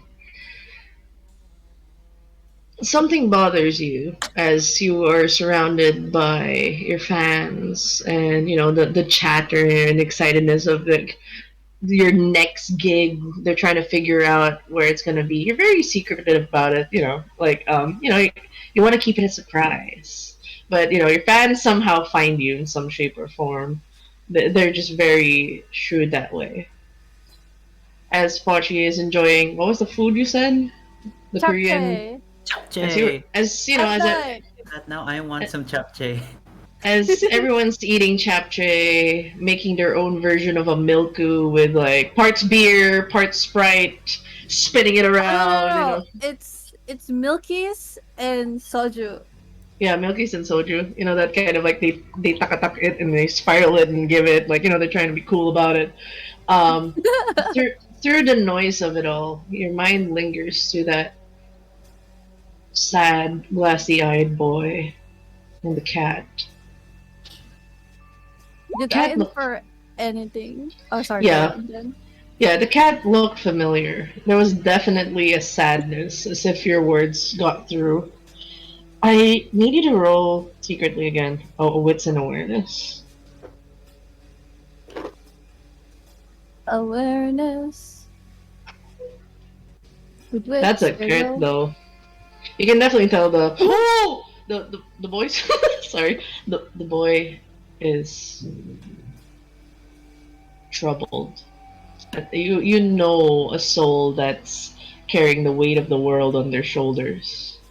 Do I know a soul that has been newly introduced to a world that he has no And- idea in? And here's the thing that as you were ruminating, you heard everyone's heartbeat except his.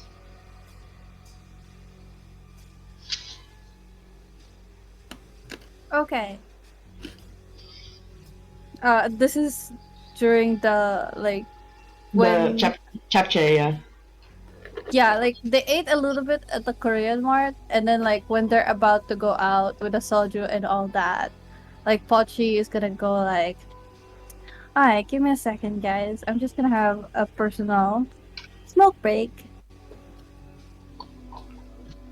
Aw, And- but you're still gonna go to my house, right?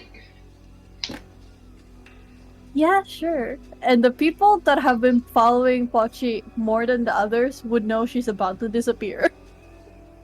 She's Aw. done this multiple times. Yeah, it, like shows up, disappears. Like, okay, well, you know where the key is. It's in the letterbox. It's the blue one. Seriously, don't do that. We're in public. Girl.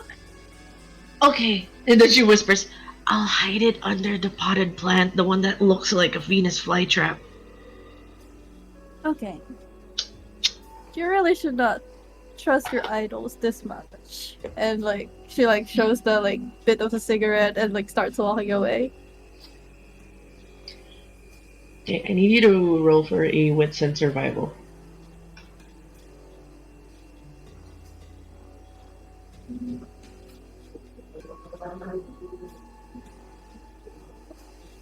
Oh my god! What the fuck are your rolls, man? Oh my god. Anyways, just letting This you is where know. all my D&D rolls went apparently. Sorry, all the okay. You guys don't see it, but it's all crits. Flop. Jesus. Well, share the love, Welcome to man. the party. You wander through the streets, letting intuition take flight. You're letting your feet go. Like, if the universe wills it, it brings you where it needs to be. Oddly enough, your footsteps take you to an all too familiar place. A place you've often visited. Gasp. And the She cat kinda sensitive. inhales the cold air. No, not yet. Not yet. And then And- she starts humming the same song that Ollie first heard her sing during the performance. You have been in this place long enough that you don't go through the front route. There's an actual secret spot in the between the walls that are cracked that anybody can just slip right in. Meanwhile, Yep. Ollie falling flat on his ass. That was entertainment for the cat. It was hidden behind some bushes. Oh. You start to just maneuver, look around. I need you to roll one more wits and awareness. And the cat can also roll wits and awareness. So start with wits, right? Awareness, go to awareness, click it, add attribute wits, and roll.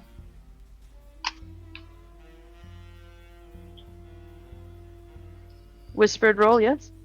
Yeah.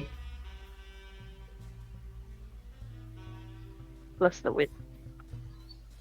No modifiers. No. I can sense something about to happen, so I'm putting away my Fruit Loops. Oh, you don't sense anything. You're just vibrating. Or do you want to use willpower for this? No, this was fine. Just sitting down anyways. Relax. Then you move through the familiar tombs, the gravestones that have kept you company for most nights. Up until you hear like this guttural motorboat sound. No, there will be no purring. Oh, No, no purring. No purring, no, No purring. No purring. Purring. No purring. No purring. But Fine. you do notice a boy sleeping in the floor on the floor or like one of the mausoleums. You Yeah, might hear a huff or like exasperation, maybe. Yeah, that's the only sound you'd probably hear. No purring apparently, but you do hear a like there's a sound all of a sudden. Huh? Pochi's gonna slowly make her way over. You sure I can't check again? You what? I'm not Uh, saying. no. Okay. I told you can reroll with your willpower. You're like, nah, you can. You know. I'm thinking about it. Yes. No, I won't. Okay. I won't do it. Oh, you can if you want to. Okay. Alright. So you actually, I will warrant a dexterity stealth for this because you're sneaking up on them, and then sure, I can roll for wits and awareness.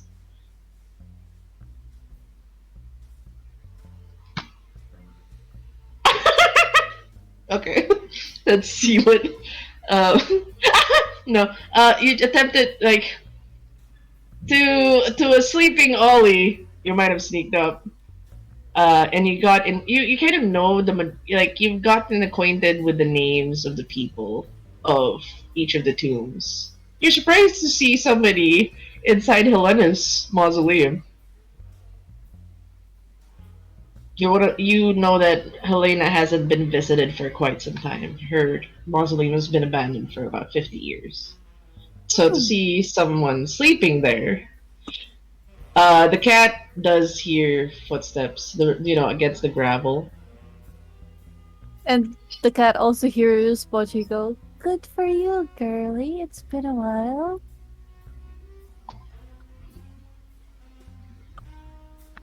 As she walks into the mausoleum from sleeping body to maybe take a look with maybe sneak. Okay, Does you can do all dexterity and stealth. Any shift in warmth? So start with like stealth, yes. Yeah, stealth and then dexterity.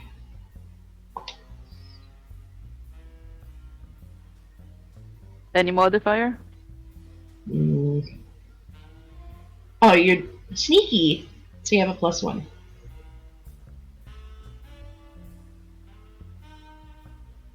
Yeah, you didn't see the cat at all. You only see a sleeping Ollie. I mean, I will also choose to fail. I'm not expecting a cat. Sneak. But you do see. Oh, this is the cat notices the performer from earlier. Casually walking up to the mausoleum. You will follow her a little bit, just quietly. Yeah. Do I see Ollie? Is Yeah, Ollie you on do. like one of the benches or on the floor? Is this This mausoleum Right, doesn't just have a on bench. the It's floor. just like it's one of those all open mausoleums with no door, and it's just the tomb right away. So he's sleeping on the side. He's just like huddled up in a corner, sad against Little blanket. Oh, sorry, little bandana blanket. it. Yeah. Hobo. While Ollie is asleep, like Pochi just kind of crouches beside him, and she just goes like, "Oh, and you exchange a warm roof with your maybe friends for a cemetery?" Does Honestly, Ollie I react at understand. all? You do steer. You hear a voice all of a sudden. It's a soft voice. You thought it was a dream at first because it's like ethereal, dreamlike, and then you realize it's a voice in real life. I need you to roll for a rouse check real quick, a hunger check real quick. So Oh, Yeah. dear. Hunger check? Oh shit! so you like his eyes open, and your third eye opens. You don't have your bandana on you. Oh dear. Yeah, because he's using it as a blanket. Yep. Pochi The sees cat this. would like the face You palm. see eyes open, and underneath the bangs that are tucked on the side due to gravity, another eye opens. Can you roll for a wits and Would this be Occult. occult? Okay. yes. Oopsie poopsie.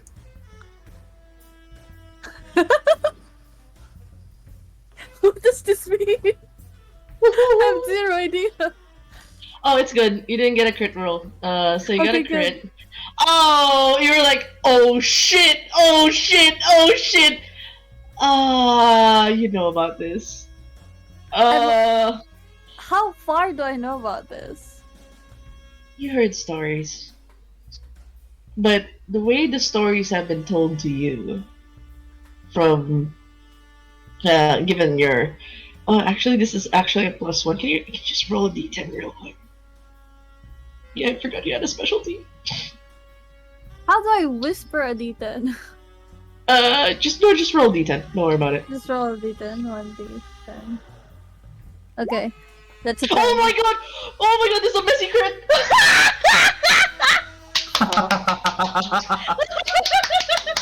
Okay. She was I'm born just a to be here. performer. She was born to be She here. was born to be. You have Oh, heard, no. like, you've seen paintings of some macabre paintings, those dipped in blood pools, offering themselves to entities, demons, painted by one of your muses. And there's immediately that. The weird thing is, in Like, which your one? Old one, new one? new one, Okay. here's the conflicting thing. Then you're in a state of conflict right now. The first muse spoke of them, saying that, you know, the stories about them. Wouldn't you think that for people with the ability to heal, why would they be turned astray? Why would they be treated like monsters, hunted? Don't you think someone of high status, like the Cams, you hear that in his like familiar software. So you hear it's like almost as if you were transported to that moment when you were having that one of those deep talks with your first muse. Don't you think maybe, just like the witches, it's all just a story? And then you're transported to another memory of your second muse, painting one of the macabre ones. Intricate details on the blood pool, with their hands over a human with blackened eyes, and goes, strange, these creatures. How they are willing to give their souls. And for what? Why give up your soul for such power? Perhaps we all sell our souls in the end, one way or the other. So now you're in a state of conflict between those two ideas. Conflict is actually a familiar place and a place that Pochi likes. It means excitement. So Pochi is kind of not. It's like a demure Asian crouch. You know what I mean? Like the Asian crouch, but with legs like closed instead of like open. Yeah. Like right beside Ollie, and she's kind of like, huh. Good I'm back. evening. What's going on? Pochi is like demure Asian crouch beside you, and when your eyes open, like instead of like there's a hint of surprise on her face, but the response is like, huh. Good evening. Ollie like backs up as much as he can into the mausoleum. You know, it would have really been better to just like hang out with your maybe not friends.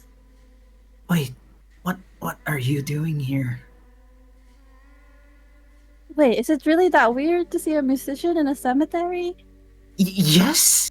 At this time of night, it's weird to see anyone here. Okay. Well, this is something that not everybody knows about me, but I used to be in the goth scene and we like hanging out in cemeteries. Oh, no wonder your music has some goth elements. A little bit macabre sometimes, dark, all that kind of stuff. What are you doing here? And how do you hide that? And she points at like your forehead.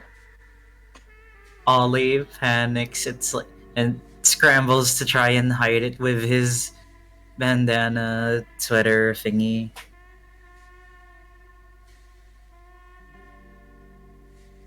What happened to you?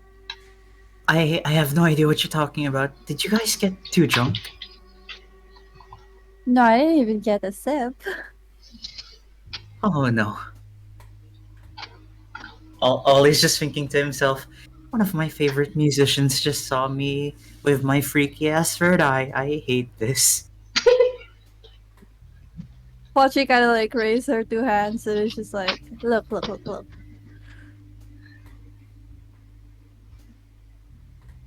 And can she show her fangs?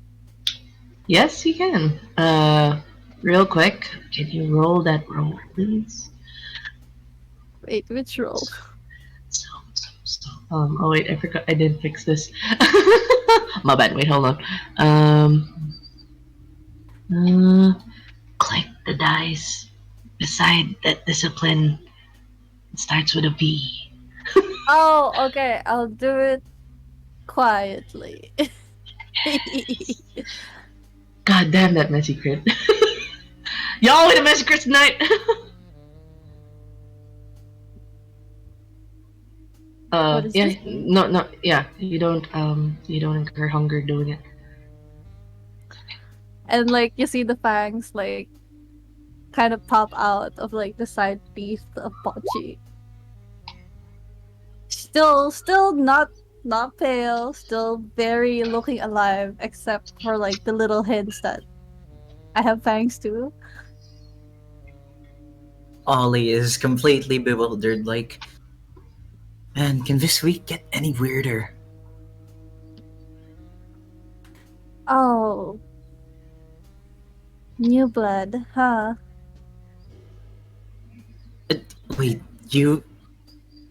Well, I guess if you're showing me that much, you probably are, yeah. Duh, doink, Ollie. Well, yes, new blood, as you said. New blood Well- specifically told not to trust anybody. Oh, because of... Oh, okay. It took me a while to put two and two together. So no clan is about to claim you. Clan? You know, the courts. There's What are like... you talking about? Okay, that new. I see. Alright. Okay. You know what? Good thing we met each other. Cause when this happened to me, nobody was there either. Have you eaten yet? I... Have I eaten? Have you touched your blood bags that are in your bag? No, not yet. Yeah, I mean they're still there. You have 2 days rations. Okay, and well then I say to, or Ollie says to Pochi, I mean, I have, supplies for like 2 days worth, I think. I'm trying to be a bit stingy with them right now, but it is what it That's is. good. Be stingy with them, because the other options that you'll have for blood is going to be a little bit gruesome. Oh yeah, no, probably. You know, I decided to listen to the entirety of your performance earlier because I was planning to sort of skip the entire country, go to Mexico, become a chupacabra over there. A chupacabra? A chupacabra. I'm just gonna suck the blood of goats during nighttime. Nobody's gonna notice. You know, that is actually an option. There are some people that do that. Well, I hope I don't meet them in Mexico. I don't want them to think I'm crouching on their... Yeah, I don't know what the vampire scene is in Mexico. I've only ever been in New Orleans. Wait, so how long have you, there.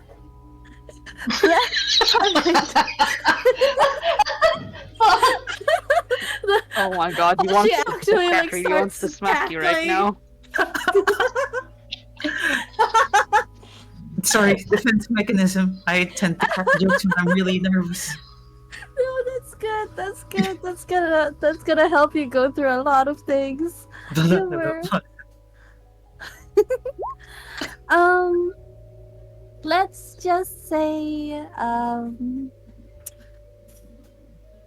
I guess back when Soul was still popular. Oh well, it's still popular now, but it's kind of like turning a new leaf. You know what I mean? Like it disappeared for a bit and then like started returning. She's talking about like music genre stuff. Oh, that's a good while ago, huh? Mm-hmm. I've had to go through a different different sets of genres already. Otherwise, people are gonna catch on that I am a little bit immortal. Yeah, I guess. That's true.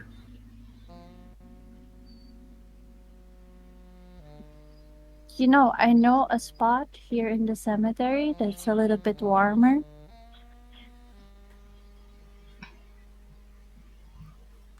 Ollie notices how cold it really is, especially now that his bandana blankie is off. And he reluctantly nods like, yeah, warmth sounds really good. Okay, we're gonna raid Greg. Alright, Greg? and yeah, Well, his name Where's is the raid Gregory, but I messages? call him Greg.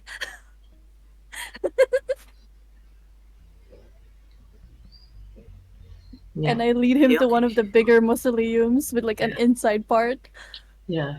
In the odd twist of things, like despite losing everything in just one night, you found a peculiar friend. So, Two of them, it Well- looks like. and it doesn't feel too alone. You don't know where the cat is, by the way. You look around, the cat's gone. But at least for tonight, you're not alone. Yay. Fade to black as you get to Greg's place. Okay. In the final scene. Hold on. Oh no. Oh fuck. What did I do? The fuck did I do? Blah, blah, blah. I did not expect that to come out of my mouth either. I oughta fuck you. How long have you been blah, I blah, was blah? so glad I was muted for that. I was laughing my ass off. No, listen. I will I admit I had let to out hold the back. most audible snicker I've ever done in my life. I had to hold back so much because my stream could probably still hear me, but I was muted in the Discord. I was like, Ollie's sense of humor is based on like pop culture references that are recent, so yeah, blah blah blah just popped up. I'm just imagining Ollie running through Mexico, shirt off, skinny to the Blah, bone, blah, blah. giant tongue, going blah blah blah. I He am needs a cape to do that. He needs the iconic vampire cape with the red inside and the black on the outside. my god. Boy, yeah. I'm Chupacabra, Well, coming for your Where did gods. your cat go? Farmers in New Mexico are saying like, "Who are you out there?" Ollie just responds, "The Chupacabra." Oh my god. No! We're in the last scene, goddammit! is roll Who 20 are fucking you? up for you? Blah. Yeah, it fucked up. Oh no. Refresh. Not like this. Refresh. Well, see, I'm I still refreshing made it it to as hard session as I one. can! There's gonna be scuff, ladies and gentlemen, but at least we got this far before the first scuff in roll 20 on the GM's end. Hey, this scuff is the reason why I could still make it to session one. So hey, Yeah, it's in spirit, but I'm here. Yay! Arthur, Awesome. holy shit! I'm so shocked. Ishi is here as a vampire. Yeah! Because, Surprise! like, I was there earlier for Boozy being there, but as a quote-unquote skin bag. I am an NPC. Don't mind me. I am Must but a be local heister, just My chilling. skin really cool having his own really cool badass art over there. Oh my god, yes. My skin bag. The gangster I art. can't wait. The great days are saved, Listen back to all not of this. saved, more like under new management. Oh, it's Hold gonna on. be like pretty bad if my character has to face yours. Because then I'm gonna have I Adriana. only I deal can't with wait. the best. Oh my god, please roll 20, please. Why are you doing this? I'm crying. Oh my god, my browsers are all dying. Hold on. I'm just gonna... I'm going to copium. Also, Not I'm like so that. happy that Ollie is the one that Pochi gets to meet because they're in a similar situation. Oh yeah. It's all according to Keikaku. All according to Keika. Imagine if Ollie just decided he couldn't handle the emotional stress and left before going. So, am I gonna have to add Ishi New character. into Yes, the... yes. Here's the surprise, guys. Here's our surprise character. Awesome. I am supposed to be an NPC. Fellow You should- NPC, hi Pa. Yeah. You're Oh rolling yeah. way too well for an This is NPC. impossible. You knew that you were gonna make us love you, so now we just need to draw you into all of this.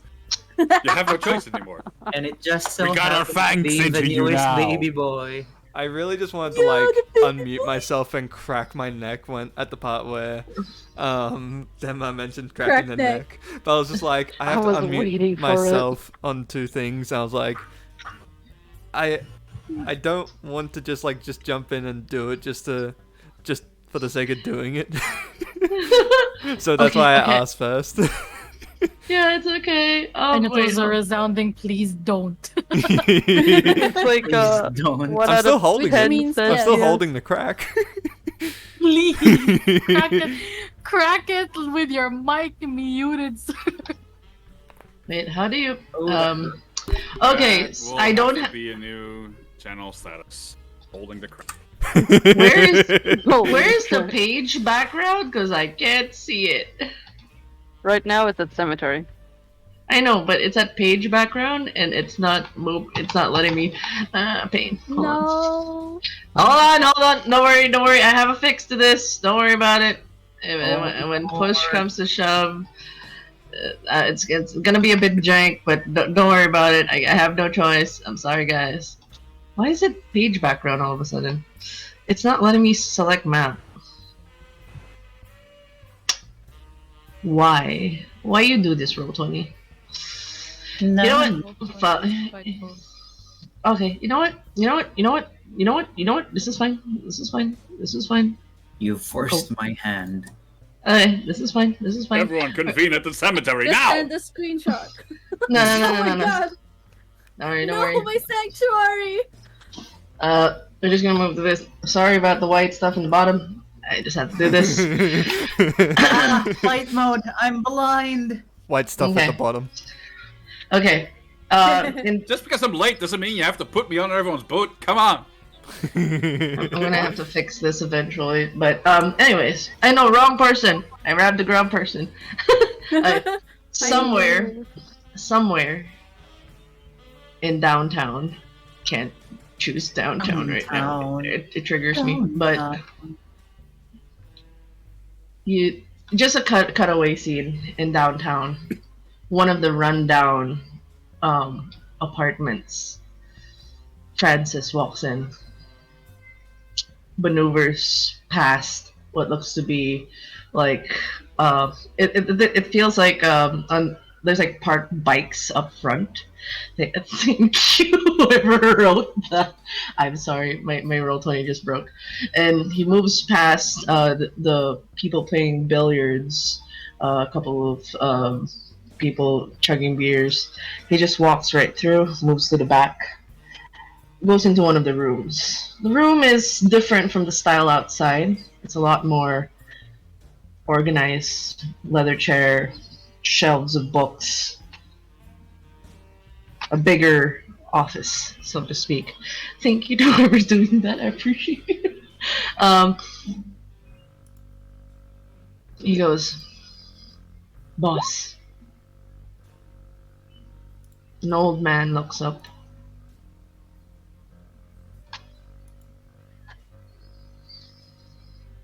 Oh. Deals. Hey, yo. Huh? The look of the man, he just flicks up, doesn't respond, but he's waiting for whatever it is that Francis is about to say. And Francis takes a deep breath. We found him. He lowers and closes whatever book. It looks to be a book, a ledger, an A account of grimoire? sorts. No, it's for accounting, Oh. bookkeeping. He closes.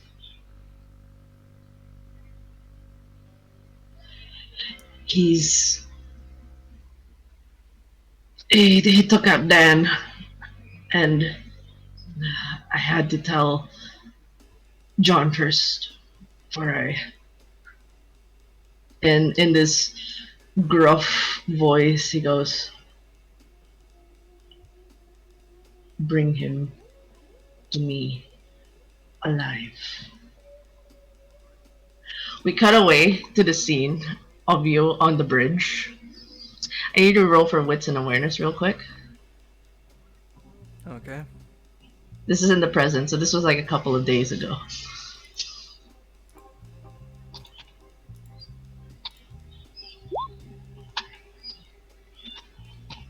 Ooh! Holy. You're walking down and you're getting to the edge of it. You hear a screeching of tires from behind you. Bikes. You know the sound of those bikes.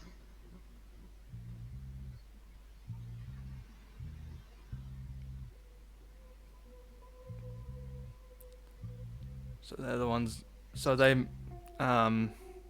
This is like in the present. You're walking through the St. Claude Bridge. Imagine there's a bridge there. I'm sorry. My roll 20 is so just this shit is right like now. the bikes of the direwolves, or Yes. You know your bikes anywhere. Oh, a bridge. It's like a loud Harley Davidson, like really heavy muffler sounds. Thank you to whoever's drawing. I appreciate you.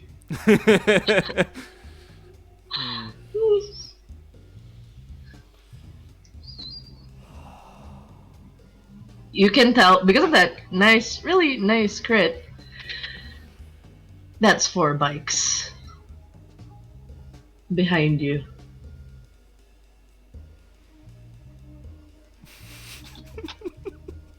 It said 4, guys. 4.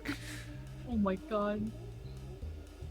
I swear to God. I'm gonna look towards the bikers, hoping that they're just. I'm hoping that they're gonna be riding by.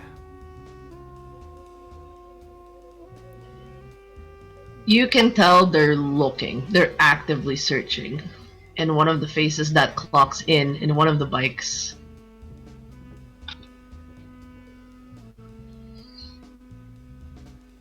Smus. All of them are searching.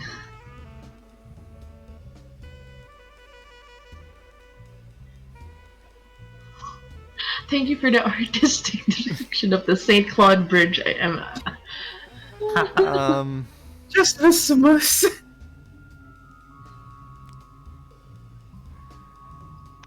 Are they like at the center, sort of like looking? You're at the other end of the bridge going into Mid-City. You know that you're already at the border of Mid-City. The bridge going back will bring you back to downtown. They're at the end from where downtown is. You know, they're at this point, with the knowledge you have of this gang, they're looking everywhere. Okay. This is a scout. This is a scout mission. But the thing that surprises you the most is the one at the front, at the forefront, is Oni.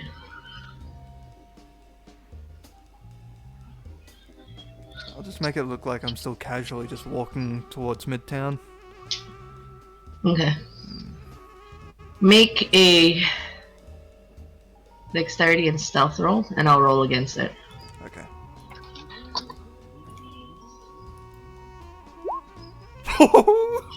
What the actual? Holy shit! What the actual? What is fuck? this session? Samus, Why am I not hearing shit like this? Jesus. Samus just fucking. You gave him the right clothing to hide himself. I know. Okay, I'm gonna roll. Can I fucking beat this? Oh no! No! I was 1 point away. Would you like to use a willpower? I can't. They don't have willpower. I'm kidding. I'm kidding. I'm so angry. Wait, I know. No, wait. But actually, I have a 6, so it's 4. But the player will always win. So here's what happens. I fucking hate that. Ah, shit. It was your crit against mine at heist. I know, you motherfucker. Anyways, as they try to, like, for a moment, it's like, you know that moment where it's like passing by, you're the lone guy walking, just like casually walking, like trying I to look blend like in a your sort of. fucking bum. Yeah, you're just going down with your head down, passes by. The motorbike of the one with Onisimo in it passes. He does like a casual glance at you, and they pass by. It's like for a moment. That is until Onisimo takes a sharp turn and starting to move towards you. He's the only bike that turned. The other 3 are still going. What do you do? Just continue on. It moves is he like coming directly at me? Yes, your awareness is enough to know that he clocked you in. Like it's like almost as if it's different. You know, this is somebody who's almost like an older brother to you. So it's like for a moment he would have passed on, but something in his gut feeling like everybody else kept moving. He's the only one who came back. Any alleyway or any pathway I can take? You're in a bridge. You're in a bridge. There's a river down below.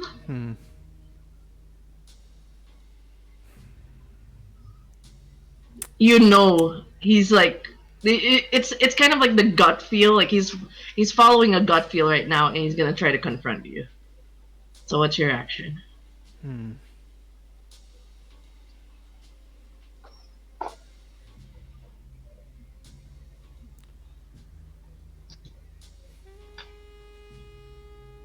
I'm just thinking like, I'm very bad at this, but I'm thinking I kind of want to go with it. What? If they really think I'm dead, I'll act like a beggar.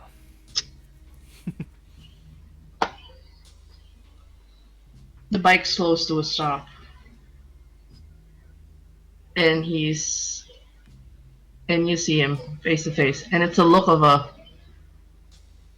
it's like he stops. Do you stop walking or do you continue walking? Because like he really stops close to you, like, you know, like the small walkway of the bridge closing into mid-city. Like you're just one step away from getting off the bridge and he stops right there.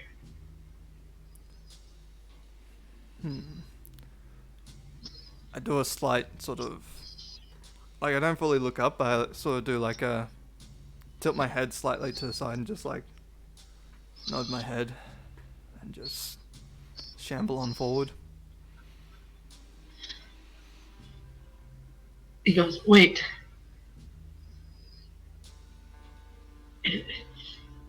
Is it really you? Who are you talking about?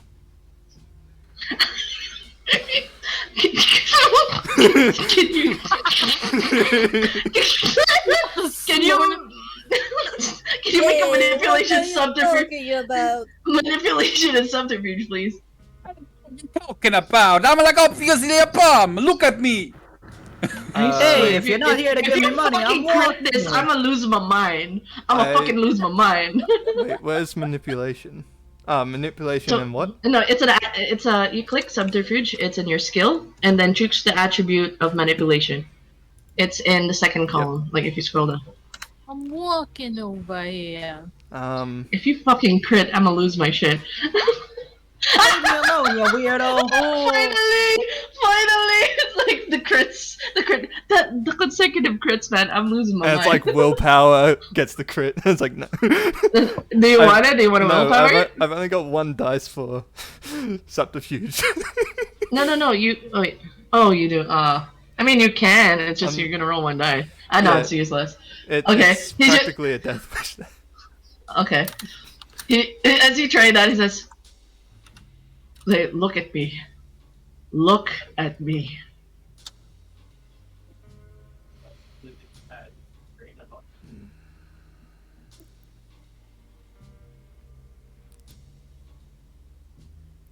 Samus just looks away. I He just want to have a warm meal.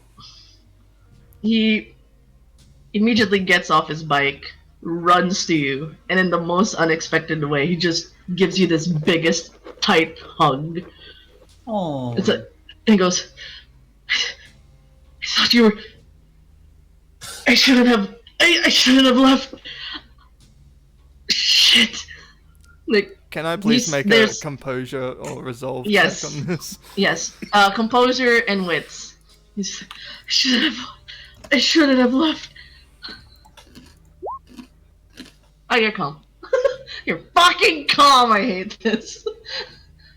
You can feel the remorse dripping in his voice, the way he holds you, and he's shaking. He is like 5 years older than you.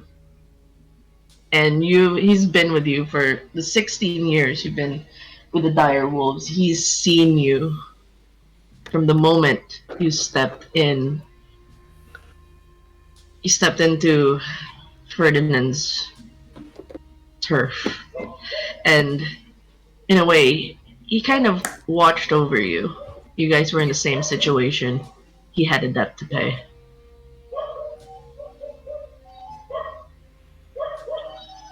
It's like he kind of lets you go. He puts his hands on your shoulders, goes, "Please, I know you can't forgive me for what happened. I'm just so glad you're alive. I thought you were part of the. We checked the morgue. None of the bodies were you. We didn't know what happened."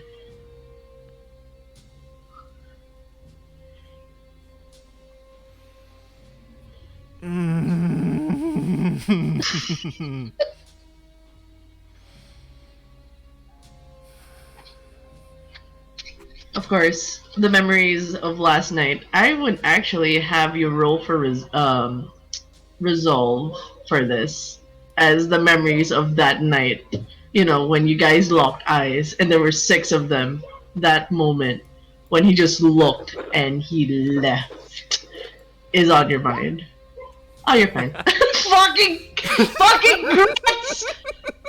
You! How? Anyways, I'm fine. I This is have fine. the power. How? I mean, that's not a crit. It's just one success. It's a 10 though. No, it's like he just 10 doesn't needed. mean anything unless you get the second one. Yeah, the 2. He passed 2. I mean, he did get 2 successes on 2 dice. That is still ridiculous. Yes. Yes, I'm losing my mind. And Damien had a lot of dice. Anyways, I'm fine. I think I've Okay. taken all of Damien's luck as well. Okay, so what would Samus react in the situation? I'm tossing up between 2 different reactions.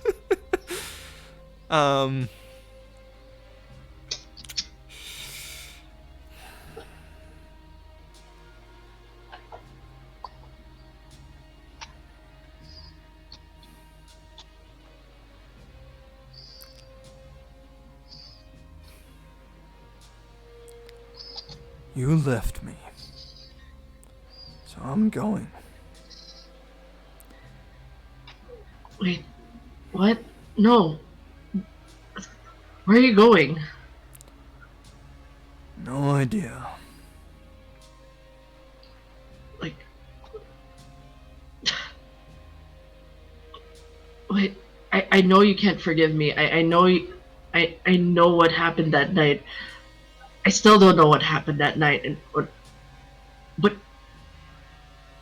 Please, just come back home. He's been looking for you. We've been looking. The moment we heard you were alive.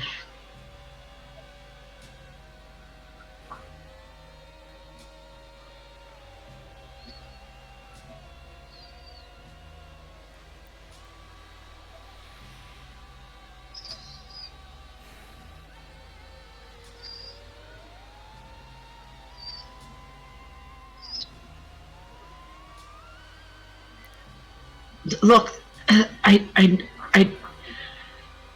there's gonna be a war, and it's gonna be worse. You were gone, and there were 6. If it's the entire gang after you, just come back. We'll protect you.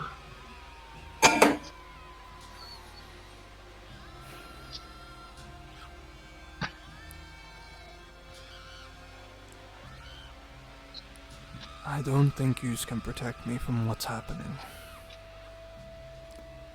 Could you And I let us can't. try? And I can't explain. Is there like a metal pole or something nearby? I mean, it's a bridge. You can rip it off. I want to try and like punch like the metal pole and try and like really indent into it. Sure. Strength and brawl. You can add your... Hold on. Hold! My Wait, lethal body. Hold it. Does lethal body add to strength? I think no, that's the... It does affect normal people quite a bit. But you're punching the bridge. I was thinking of a different ability of Potence, I think. The one that adds strength. I don't think it's lethal body. If it's directed at a mortal, yes. But for an item. Okay, just roll your strength and brawl. It's still high dice though. If this... Oh wow, just only one. He's kind of surprised that like for a moment he thought the punch was gonna come to him, but he just punched the bridge. Look, I know you want to take out your anger on me. You can do that. You can beat me up, but can I just take you home somewhere safe? We can't be out here.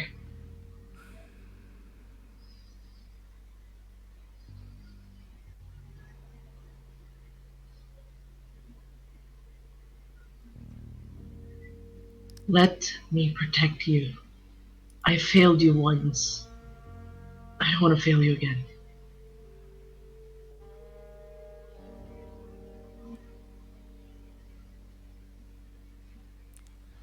Can I, like, out of character, I'm gonna roll d20 into the chat box thing.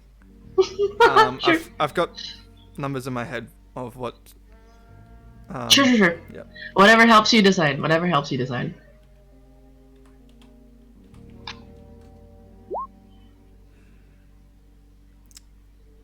Fuck me and my I don't know what- roll. I am... Okay, back in character. Okay.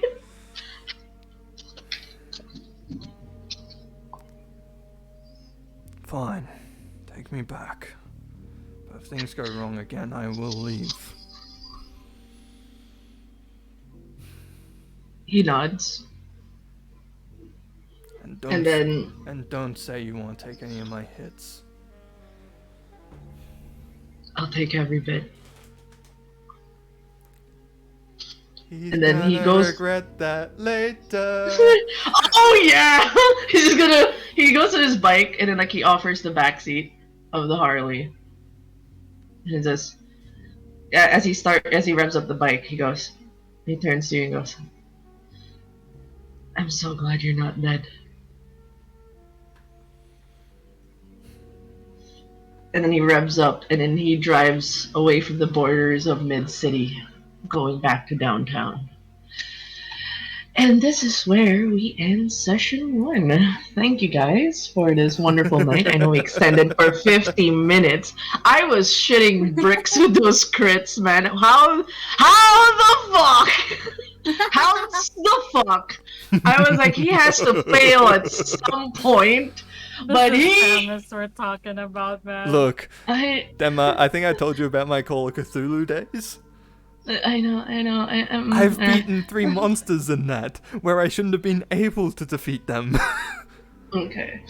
But yes, thank you guys for joining this lovely session. Oh, I have to put in the tokens of hey, we revealed that we do have a new big person. NPC. Hello. And I'll have to sort something out with the... Yes. Again, thank you for enjoying the stream. Sorry for the scuffness of Roll20. And I hope everybody enjoyed the first session. Someone got horny. There's a potential hunt for That was Salubri. so funny. The best. We got a cat. Sorry, you had a beautiful background for that last. I can't imagine any better. Exactly. That's How many more? Detail. Yeah, so much detail. So detailed. I'm gonna have to fix that eventually, but yes, thank you for this first session. Tune in next Monday as we're gonna have session 2. What lays in store for these kindred of the night in New Orleans? To be continued. Find out in the next episode. Hey, Mark's here! Woo! Yes, thank you, Boozy, for guesting and playing a very epic Vernon Bows. Thank you for your lovely. Thank you, Ishi, for holding out on the surprise for this long. Like I was struggling, man. I was struggling. Yeah, I hope all the players had fun, and that ends the night. Do you feel free to raid, do whatever, or you just close stream? It's your channel. It's like, okay. Thank you everyone for coming by. Thank you for everyone being part of the stream. Thank you, DenMother, for being our storyteller. We really enjoyed our session tonight, and we're looking forward to the next. Yeah, see you guys next Monday. So, who has a decision on who to raid tonight? Since DenMother is going to be the first picture on the thumbnail for episode 1, how's about DenMother chooses? You can read a good friend of mine. He is also a game master, GM Workshop. He's playing Baldur's Gate 3.